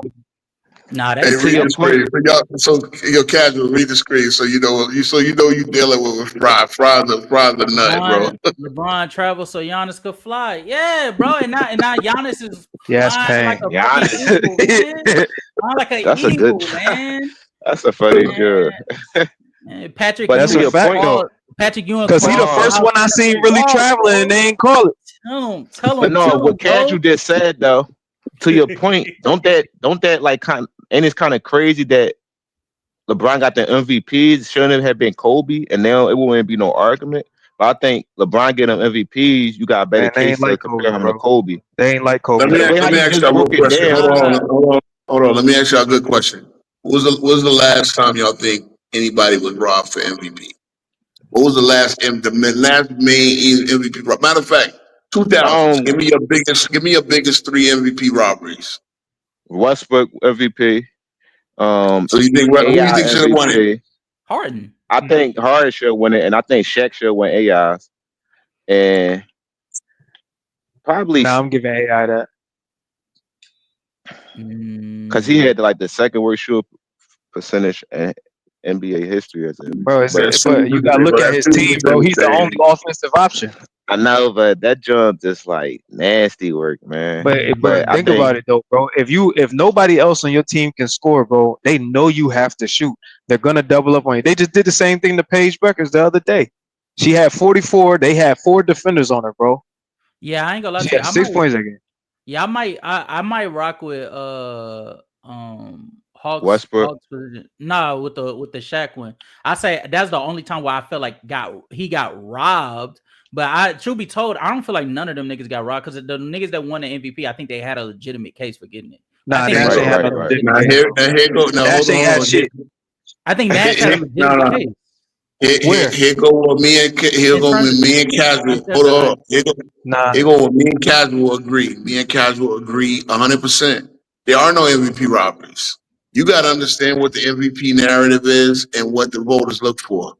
But here's the problem: it's never consistent. That's the problem. It's a story on award. If you had a consistent thing, if you had consistent criteria, I wouldn't say that. But it's never consistent, bro. But the thing is, let me tell you the consistency it is, Paul. But we just talked about this last night. I got you. I'm gonna put my spin on it. It's a narrative award. It's literally a narrative award because guess who? Since 1970 or whatever, when they switched it over, who's voting for it? The media. The Right. media loves like we coming from an era of the print media. Now it's the clickbait media, but we come. So whoever you can write the best story about, and this is why Nash won back-to-back years, because Nash was a dude that came out of nowhere, was a fucking backup, and then you put him in the Mike D'Antoni system, and Phoenix already flew from mediocre team to like 59 wins or whatever, and they won 54 the next year, or whatever, 54, and then so Nash came out of nowhere, and that's why. And Kobe's team, unfortunately, because it was post Shaq, they were losing one year, and the next year they won 45. So now again, you're right. 'Cause it was 45, huh? 47. It was 47. Okay, so it was like a 6 or 7 game, and that was something Uncut Hoops. I think Scab Attack. He made the point. It's 7 games, bro. Russ just won it off triple doubles, and he was the 6th seed. But you know what the narrative that year was? It was KD left the team. No. It's the narrative. See, that's what I'm saying. See, that's what I'm saying though. But Hawk, that's what I'm saying. Because it's a narrative award, they wrote the story. Number one, the first triple double in But third. he was What? chasing 50 a years? triple double still. Like, Wait. No, okay, It he don't was, matter. but they needed. It don't matter. They don't care. It don't matter because they needed them triple doubles for him to win. Now look at Russell. When Russell gets a triple double in his career, his team has a 75. That's a 60 game pace. So they need every time he got a triple double, they needed him. Now I get it. They were letting him get rebounds. Cool, but but here's the thing about Russell. When he gets a rebound, he gone. He gone. He can lead a fast break. That actually is again for people they call Magic a fast break merchant. I still can't understand people look at the game that way. Nigga, getting the fast break is what shit. It's literally what you play for. Who the fuck said that? Like that's like saying I'll never talk to you again about sports. You say some shit like that to me. That's like saying, you are in baseball. You are bases loaded. You a grand slam merchant. Like nigga, hitting a home run with 3 guys on base is what you literally play the game for. Like to score 4 runs off of 1 hit. Like that's like saying a power play merchant. Oh, he can only score a power play. Good. Like in hockey, when a guy gets penalized, you have a 5 and a 4. Word, bro. What what you're talking about. But see, this is the point. My man, a sports guy. Hey, yes, I've studied and played and like all sports. Like I'm not a big hockey guy, but I know in hockey. You get a guy off the court. You can have a 5-on-3. After the third guy, you can't have a 5-on-2, right? So the third guy will go to you got to take him out, and then when one guy gets out the penalty box, the next guy comes in, and he has to go in the penalty box. Yeah, but that's like saying this is my only problem with the pass, bro. Will got robbed. Again, the players voted. So you looking at numbers, but he still got robbed. Goddammit. I don't think so because they're going to put up 50. Again, and Oscar got the triple double, and they still gave it to Russ. You know why? Because they knew that Russ won more. That Russ won games. They got the numbers, but he won the games. They feared. Russ was. This is what. Hold on, no. It's more than that though. Hey, Russ was so bad. I'm telling you, Jerry West. I think it was another All-Star that said this. Russ was so bad. I mean, he was so terrorizing. No. I'm going up for a wide open layup. Bill was that I'm guy. going up for a wide open layup against the Celtics. He should still have 4. And I thought I heard Russ's footsteps. And I looked back. And Russ was coming. But I fucked up the layup. I blew the layup because I was scared that he was going to get me on a chase down. And when I got the fast break, he was, no, you got to understand this. If you're making all-star though. Yeah, but see, here the problem was Still, and I'm not calling Still the loser because that's not fair. But Still, when it came down to money, see, shout out to JB because this is his catchphrase. When it came down to money time, Still came up low. He came up small. Russ came up big every time, and that was a difference. He didn't. Now look, what you mean he didn't? He's 10-0 in game 7s. Listen. This is my only problem with this shit. About Russell. Yeah, it's Mark Russell. Yeah. Oh, I thought you were talking about This is my only problem with these. Now, I love Bill, right? Now, he's that guy. He came up big in all these games, right? Mm-hmm. But again, this is the argument that I have about all these other players with all the help. It makes your job so much easier. Now, it's not his fault who the team drafted, but I have to look at your job in context. You know what I'm saying? Let me ask you something, Hawk. When Wilt finally broke through and won, what happened? What happened? What did he do? Why did he win? He took a lot of help. No. Okay, it's a lot more than that. He had help early as well. Now I get Russell had more. Oh, you talking about him but not being as selfish? Exactly. Alex Hannum, his coach. Hold on. That's all Alex Hannum true, said, bro. You see how Russell plays? This is what we don't need the 40 and 30. We need you to do what he does. And I guarantee you'll win. And what did he do? He started playing like Russ. It wasn't the other way around. Russ didn't need to go, let me go get 50 and 37. I don't have to match up with him like that. Nah. But Russ had better players on his team than Wilt did, though.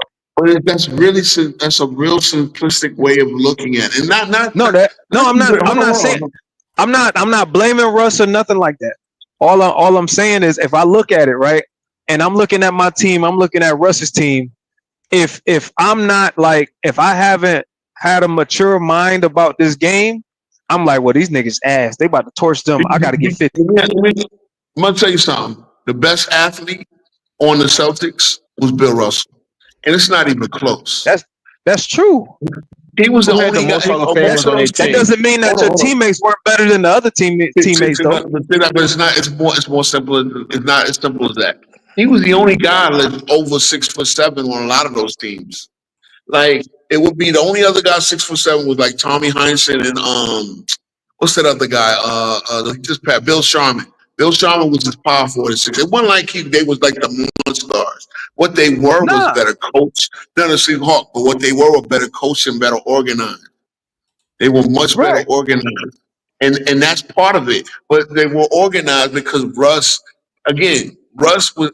allowed everybody else to flourish. And that's the thing. He was the facilitator. If you start this is my argument, though, bro. This is what I'm saying. That he was mentally, he was more mature. All I'm saying is Wilt's looking at this team and he's like, yo, his teammates are better.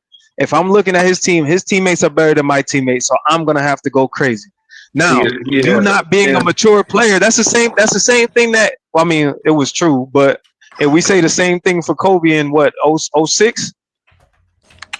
If he trusted, if he had a couple teammates to trust more, he wouldn't have had to go off for these points, and they would have won more games, even though they were over 500. You know what I'm saying?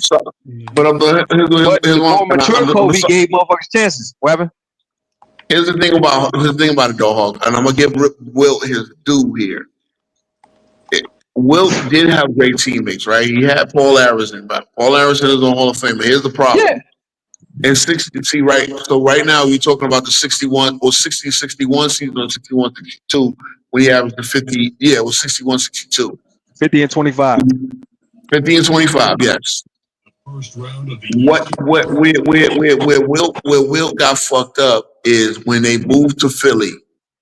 When they moved from Philly to San Francisco, Paul Arizin decided to retire. There was another player on that team that decided to retire. There's like 2 starters that he lost. Mind you, there's no free agency. Think about this though. There's no free agency, so you're not replacing them. Right. You're just gonna get somebody else. And so that was his disadvantage. But see, here's the problem though. He had these guys in 62. So he had to, and mind you, there's no Havlicek yet. Havlicek is still in college.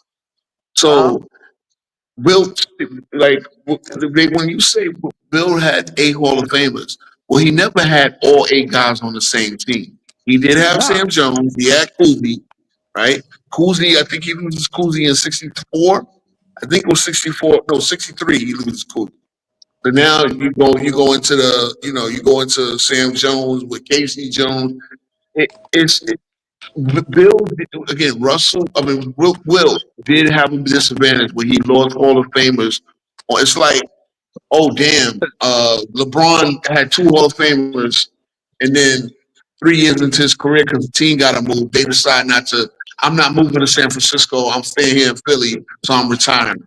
And he lost the coach. So yeah, Elgin with the military. Thanks for that. What's the name? But the fact of the matter is like, okay, yeah, he lost players. Now, when he won, he had a stacked ass squad. Stacked. Yeah. You talking about Billy Cunningham, Hal Greer, Chet Walker. You know, they were stacked. So when he did get it, they won, and they won dominant. This is why I can never say that Wilt is a loser. But it's still like, again, he still got his ass pushed 3 years with his Hall of Fame help. I'm just saying, but it's like it's almost, you know what it is. Okay, you know what it is. It's almost like, I hate to do it, and we're gonna break the seal. It's like the LeBron argument. LeBron will sit there. Well, I got my 30. I got my 38, 40. It's not my fault we lost. And see, that's the thing. This is where Russell was a great psychologist of the game. That's what I said. That's why I said it was. This is my narrative, but this is what I see when I look at it. This is him not trusting his teammates. He think that the other team's players at each position is better, so he got to go off. That's what I see. Exactly. And then when he was able to trust his teammates, when he was able to, and he had, and mind you, now you got West with the Lakers. You got West and Baylor, and you got West. He got people he can trust. He don't feel like he got to go off because it's not like Wilt could only average 17 at that point. He could have still put up 30. You're right. But he chose trust his teammates. So at the end of the day, you can't then say, because Russell was playing the game the right way the whole time. It's just like, it's like why Duncan beats bust LeBron ass, because Duncan is playing the game the right way. Now again, I still think LeBron is a better player than Duncan, and just like I think Wilt is better than Russell. But the reason why Russell won the MVPs is because he was playing the game at a better, more understandable level. Like, yeah, I'm going to wear you out for the 4th quarter. I'm going to keep you at bay, and I'm going to wear you down by the 4th quarter. I'm making a play to help my team win, and you're out of gas. These two arguments that are you talking about individual or team? Well, I'm talking about both, and I'm talking about the reason why Russell won that MVP. Now look, Wilt won 4 MVPs. But individual, I think Wilt is better.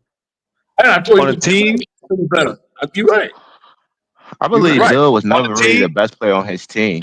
On the team, hold on. We got a new panel member. Hold on, we got a new panel member. Let him switch life. How you doing, bro?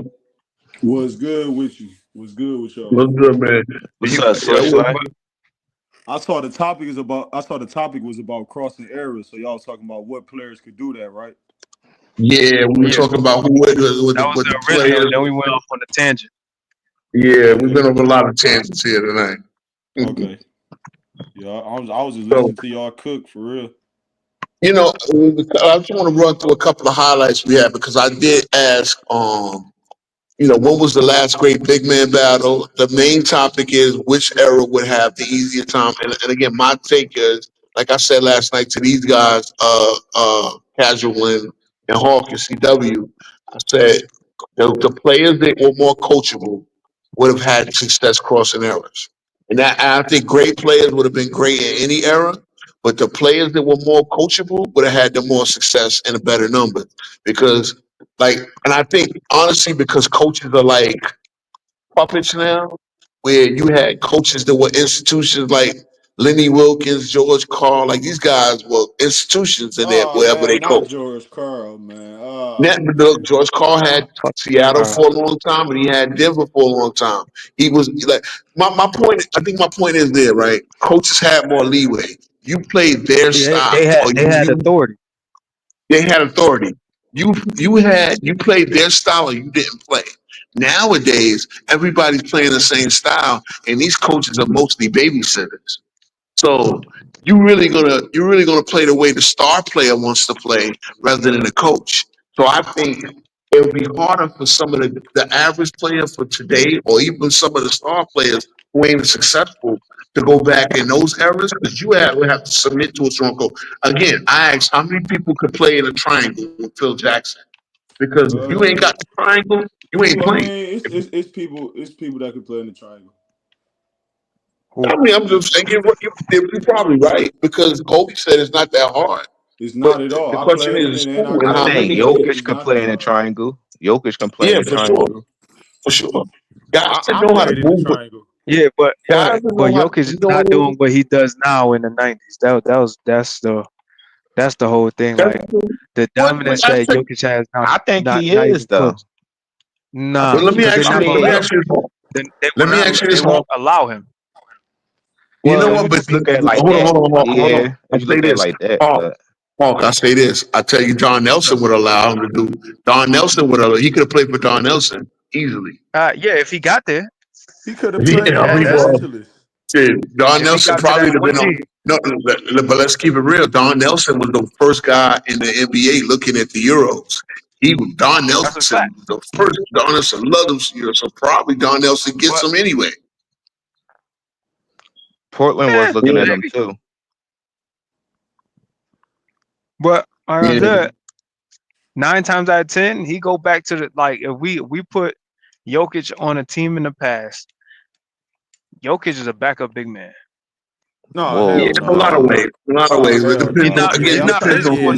He's not physical enough, bro, and he don't play good enough defense. What the fuck? See, you know what kills me? I see where Hawk is going. Hold on. I see where Hawk is going. No. Listen. He was a backup big man for like 2-3 years. Like he had that. What is he doing with Akeem, bro? Bro, he gonna. What is he doing with Shaq? Do his thing, bro. He gonna do his thing. He's not, bro. What was them? It's funny. Y'all always come. You know what kills me? Y'all always come with hindsight. Like he was not outplaying. This is why Jokic gonna do his thing. Bro, we talking about a nigga like Hot Rod Williams having a guard this nigga. This nigga can I say this real quick though, y'all? Can I say this? Oh yeah, let me have it. Jokic is not no player who about to beat you with no athleticism. He ain't about to beat you jumping high off the ground. He gonna beat you with IQ first. He got the finesse, and he can shoot the ball, and he can pass the ball, and he can read defense. That's going across any era. If he can read defense now, he can read defense then. Dominating and doing your thing, not the same. I never said he's just gonna dominate Dream or Shaq. He gonna do his thing regardless, bro. It don't matter what era he play. And to speak about physicality, bro, this dude 280 pounds. He's physical every night. He put niggas on the block every night. So is Big Country Reeves. To the OKC example, like so is Big Country Reeves. Let me no matter what era he and a touch. Let me tell you something. I'm gonna say this. Shooting right leg he gonna have fadeaways. trouble with Odin Polynese. He's shooting right leg fadeaways. And what the oldest Polynese gonna do with him? He gonna have trouble with Odin Polynese, bro. Stop it, bro. I'm gonna come at it from a different angle. Stop, bro. He'll be a lesser player like Larry Bird, basically. Hold on. I'm gonna come at it from a different era. Hold on. I'm gonna come at it from a different angle because y'all always see it in hindsight. I see it from the beginning. Real talk, man. I think this is what Rick Smith can get off, but Jokic can't. Yeah, you got it, bro. See again, right? Well, Rick Smith was a Dunkin' Dutchman. Rick Smith was 7'4" and doing things the most 7'4" guys couldn't. Hold on. Let me have it. No. Hawk has a point. Y'all all have legitimate points. So you got to understand. Break it down to the beginning of their careers. Jokic wasn't playing. He was playing. He was a backup big man in Nurkic. Now, that's situational.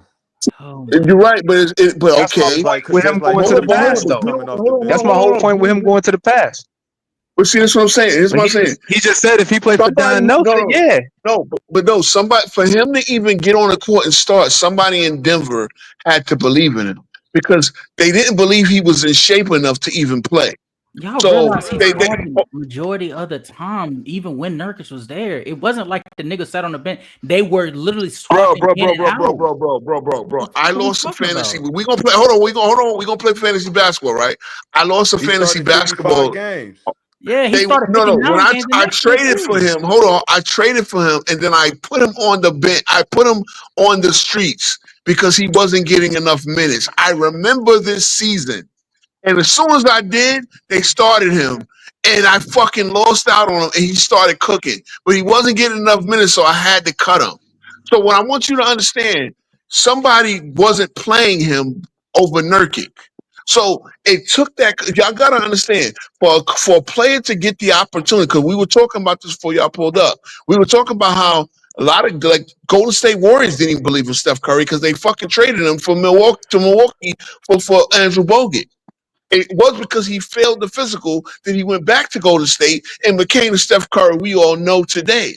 What I'm saying is, Hawk is not capping by saying he would have been a backup big man, because you would have had to find a coach to believe, yo, this motherfucker's ain't good enough shake for me to even play him, and then let him do this. Like, there were fucking Oliver Miller in Oliver Miller could pass. There were a lot of guys that were big and could fucking pass, but they were out of shape. Oliver Miller was really fucking nice, but he was out of shape. Oliver Miller got no J work. He don't got no J work. No, I get it. See, I get it. But again, for his era, Jokic at his best form though. You can't use him exactly and start a league. Cause if you do that, you're gonna have to if you do that. No, we get exactly what you're saying, but what we're saying is odd that when it comes to one era when it comes to players in the 90s coming over to the modern era, we romanticize about the positive that they provide, and we say, I'm gonna tell you this. You're right. Hold on. Let me finish. We romanticize on what the positives of their game and how they could transfer, but whenever it comes to somebody, especially somebody who has for the last 5 years has made a legit case of being, because you're looking at hindsight. You're right. You're looking at hindsight though. No, stop. And we don't do the same with them. The positives that Jokic provides on the offensive end from the moment he stepped in the league. He was okay. See, the moment he stepped in the league, he rode the bench because they didn't think he had. How do you ride the bench if you start 55 games? He started majority of the season. Casual. I'm not doing that though. All I'm looking at is the era. All I'm looking at is the era. I didn't cut him. I traded him. He played. I'm looking at. Games out of the 80 I'm looking at the era, how physical it was, and what they had big men doing. That's all. Hakeem was physical when Hakeem played, but Hakeem had the skill. You're right. He started 55 games, but he played 21 minutes. That's not riding no bench if you play no 21 minutes. That's not riding no bench. Okay, but riding the bench is 2, 3, 5, 6 minutes, bro, or not playing at all. Okay, all right. But he was not getting the majority of minutes. And again, what I want you to I really want y'all to understand, there were doubts about his conditioning. That's the reason why everybody knew he was fucking skilled, but they were doubts. So what I'm saying is, conditioning wasn't that important back then. Hold on. If the play back then, you said what? My point is, that's what I'm saying, and that's the thing. Because when I say Oliver Miller, guess what? Oliver Miller was out of shape, and that held him back. It ain't that held him back, bro. It was. I can name other niggas besides. Sean Kemp was out of shape. He made All-Star. They let him play. This nigga was 3. Yeah, but Sean Kemp got out of shape. No, see, that's not fair. See, you going? Why is it not fair? Getting minutes off now it's not fair. Oh, Jesus Christ! See, Sean Kemp, when he first came on, was a phenom. That nigga was getting minutes just off reputation, bro. That nigga Big Country Reeves was out of shape, and he did just fine. Yeah, the same Big Country Reeves that was busting Shaq and Tim Duncan's ass. Okay, so we understand that you could be out of shape and still be able to get niggas. Okay, but I don't believe Jokic is as physical as Big Country though. Bro, but he's more skilled than Big Country though, and he got higher IQ than Big Country. Hold on, Casual. Look, he's more polished as a scorer than Big Country. Like, see, but they didn't need him to be that. Actually, casual. Look, casual. The way you bring up Big Country Reeves, you do understand that that's what played him out of the league really quickly, right? Like Big Country didn't have. Country was skilled as a motherfucker. Big Country took he destroyed Duncan in college. Destroyed him. Duncan did shit in college, and he got destroyed by Big Country Reeves in college. So what kind of shape was Charles Barkley in? Charles Barkley was out of shape, but he famously told you when he didn't get on, they didn't let him play. Hold on. They didn't let him play until he got in shape. Until he got in shape. Malone made him get in shape. Exactly. He was working out with Moses Malone. Brian Reese got out of the league in the 2000s. The 2000s got that nigga out of there. Nigga, we talking about the 90s. What are we talking about? Wait a minute. The 90s, he was getting 30 minutes a game. He played 37 for Vancouver. Because he was playing for an expansion team, bro. He was Hold on, no, but Jokic was in shape when he came in the league. When he got out of shape, he was dominating more. If you look, Mile High City, and this nigga averaged 30. Look, man. And look, it's crazy what y'all said. Barkley played. Hold on. Barkley played more minutes as a rookie than Jokic did. He played way more minutes as a rookie. Started 60 games.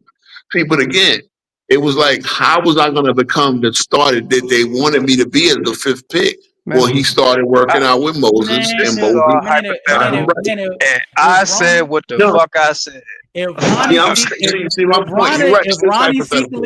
Ronnie Seekely could get some fucking minutes, this nigga said Ronnie. That nigga don't deserve to get his name said right. If that nigga can get some fucking minutes, you know that Ronnie Seekely was a Syracuse legend. Oh, shout out to Syracuse, but that nigga ain't shit. Then my nigga Jokic could get some minutes out of pocket, bro. But Jokic points and stuff is all based off his minutes, because every time his minutes go up, his points go up. Fans, shout out to the real Heat fans that know who these guys are. They know the Grant Longs and the motherfucking Willie Burtons and the motherfucker. That's why I say all them Heat fans. I used to put up random Heat. All the Heat fans when LeBron were there, I used to throw up random Heat fans in the chat. I mean, in the Facebook chats, and I'm like, you know who this is, Heat fan? They like, yeah, I know who this is. So don't tell me you're a fucking Heat fan. When Marcus Camby first got into the league, he only started 38 games out of the 63. Does that mean he was riding the bench? Yeah, technically he was, because he was very slight. Okay, we getting answers. Get to the bottom of it. So Marcus Camby was a bench rider. Say less. See, what I really want y'all to understand this, though, bro. I really want y'all to understand this. This is the point I made. T-Mac was definitely a bench rider. For this conversation, look, hold on, because I'm gonna let y'all have it. I don't want to bed. I'm gonna let y'all have it until I'll let y'all have the panel if y'all want. But for a guy to not only play and then be successful, you needed, especially in the past era, you needed a coach to believe in your talent. And even if you had like the weight problem, like, yo, you have the weight problem, we can get him in shape, but I like the talent. But you had to have a coach that would give you that opportunity, because Paul Westfalls, these guys had control of the roster. They played their style. If being in shape was the thing holding you back, then it was going to hold you back. You understand what I'm saying? It was going to hold you back. So I'm not saying that God wouldn't translate. Again, Jokic probably would have got his opportunity. But by the same token, playing against a better crop of centers, he better get a lot. They probably would have played him at the 4. They probably would have got either a good rim protecting 4 to play with him, or played a good he would probably, you know who would have been, because he would have played well with a Theo Ratliff. They could have played him at the 4 and Theo Ratliff at the 5. I think Theo Ratliff would have been perfect. You know what I mean? But in this era, you don't really need it, because rim protection ain't as vital as it was back then, or having a center that can bang up again. Like, it's almost like this. You had your star center, and you would have to have like a bodyguard, rugged power forward to go next to the star center, because number one, you keeping him more healthy by letting the power forward or the other big man take the brunt. Plus, you're kind of guarding it. He's getting the fouls, and you know what I'm saying. Like, he's keeping the big man out of foul trouble. Basically, like Oakley with Ewing, Otis Thorpe with, every one of those star centers had like a rugged power forward next to them. And that's what you would have definitely needed for Joker. But in this era, you don't necessarily need that. You can play with a high flyer like Aaron Gordon. And yeah, Aaron Gordon does take a little bit of but you could, what I'm saying? Like, it's a whole different aspect now. And that's all I'm saying. I'm not saying that Joker would have been a bum, but Jokic would have had a harder time to get in playing time consistently. So what about the 2000s? Because he'd have cooked Dirk, KG, Duncan, and them. He'd have gave them work. Probably, and you had. I mean, yeah, he'd have cooked guys like Tyson Chandler and Eddie Curry too. Look, another guy, Eddie Curry, fucking ate his way out of the league. Andrew Bynum ate.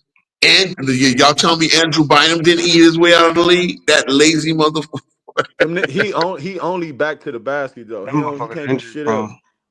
Well, see, that's what I'm saying. And look, Andrew Bynum, if you can't tell me the center position was weak when Andrew Bynum could make an All NBA center, All NBA second team center.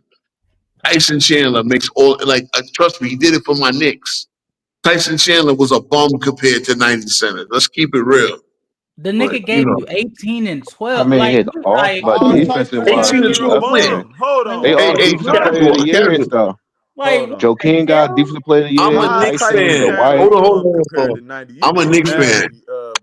Some nasty shit right now. Hold on, I'm a Knicks fan. He changed my whole team around. But compared to Patrick Ewing, he is a fucking bum.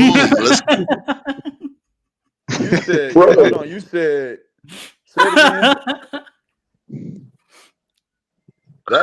centers of this era are mostly rim runners.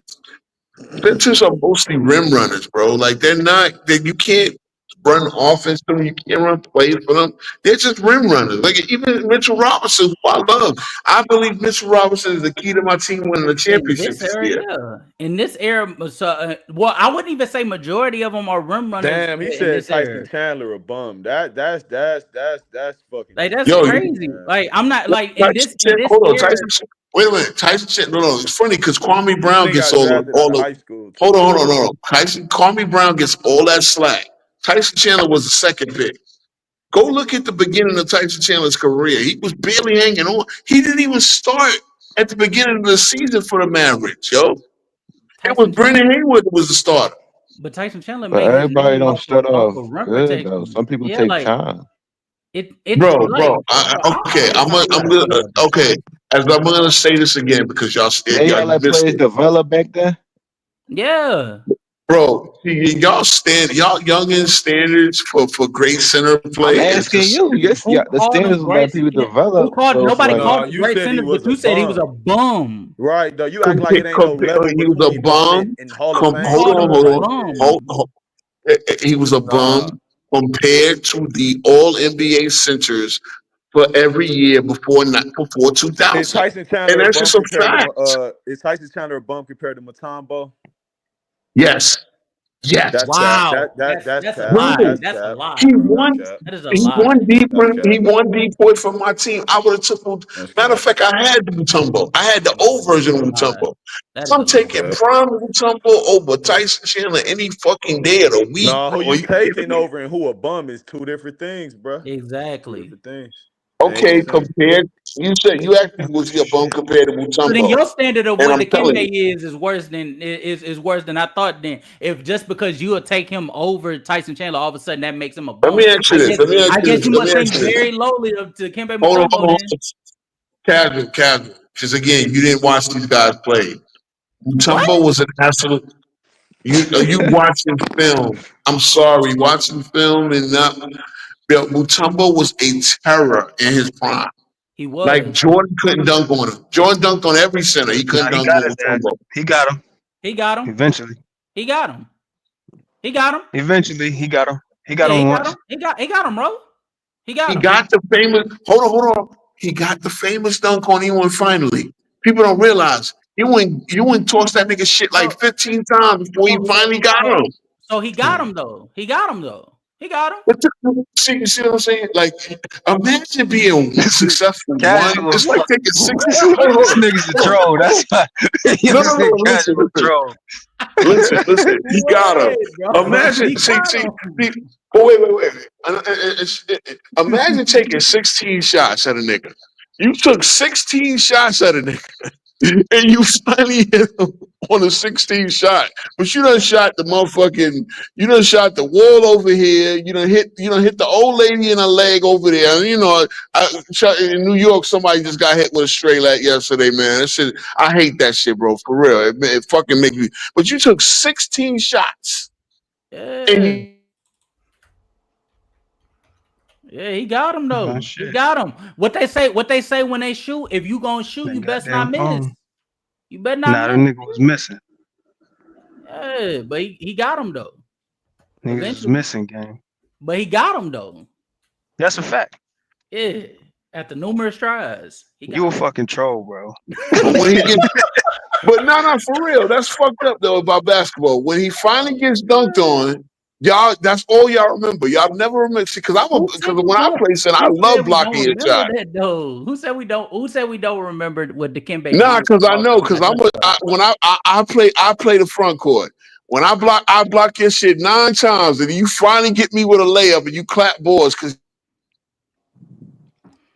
Damn, this Mike is whooping his ass, man. Damn, Man, man. that shit in charge, bro. Yeah, man.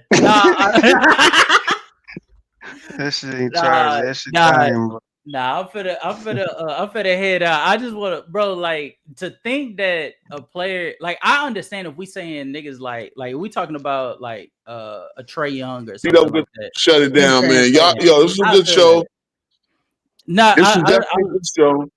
I like if we saying Trae Young, maybe because of physicality, he may not translate. Okay, I can see what you're saying. If we saying we talked about Trae Young earlier too. We talking about niggas that they actually are the physical standard, and we're saying they can't translate in a physical era.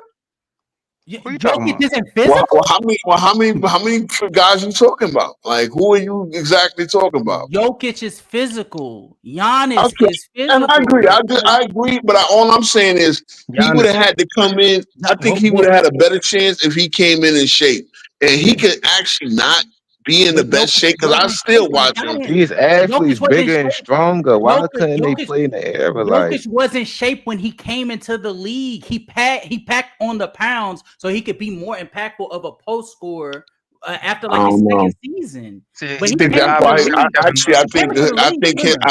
think no. In his draft and Gamani, I think that's why he fell to the second round because they question whether he was in shape enough to play. That's what I'm saying. Like skills translate though. If you got skills, then you're right. They don't give you a chance. Your IQ translate too. And listen, they knew all that.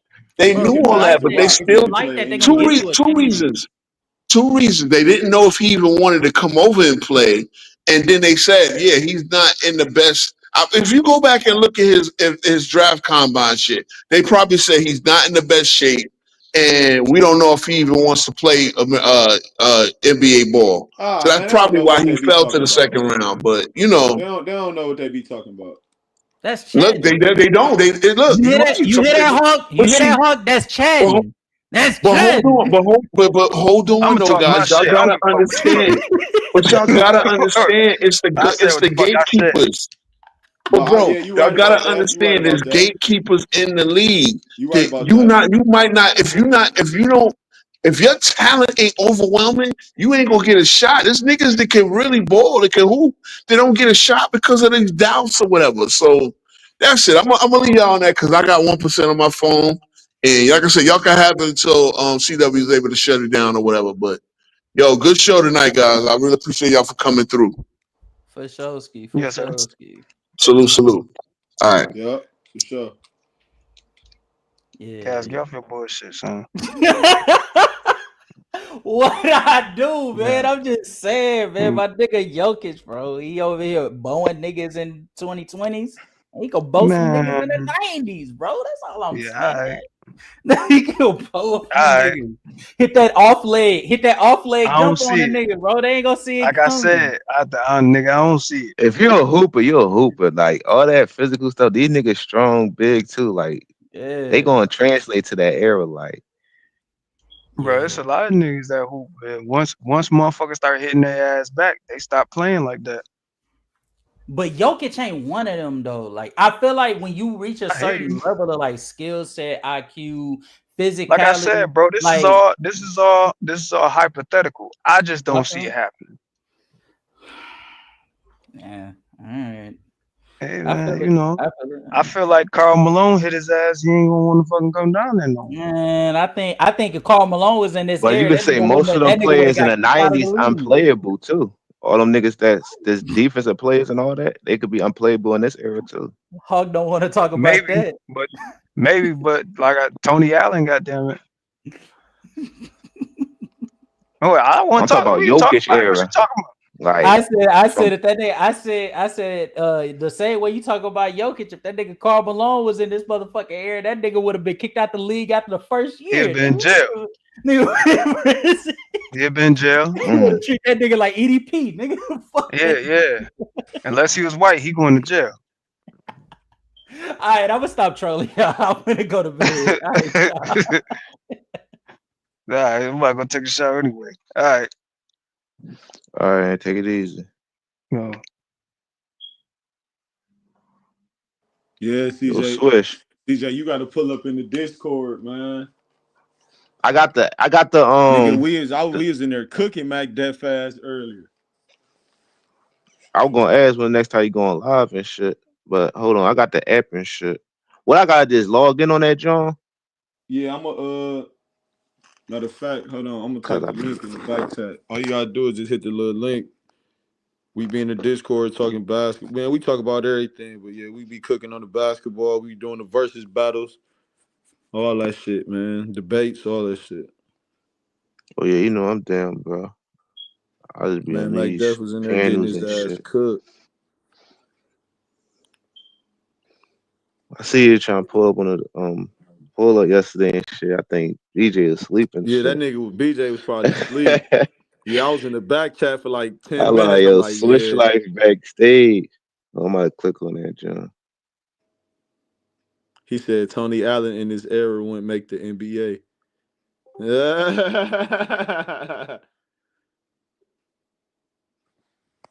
Yeah, Tony Allen and Jokic not really the same era, really.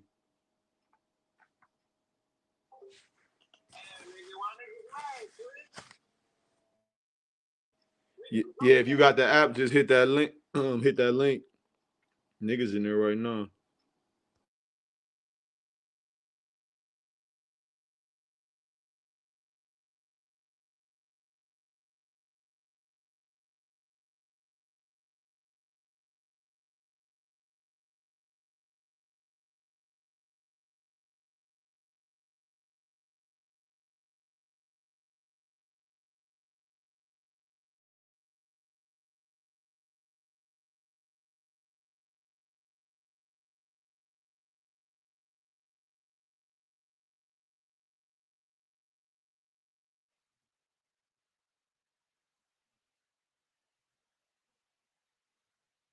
Yeah.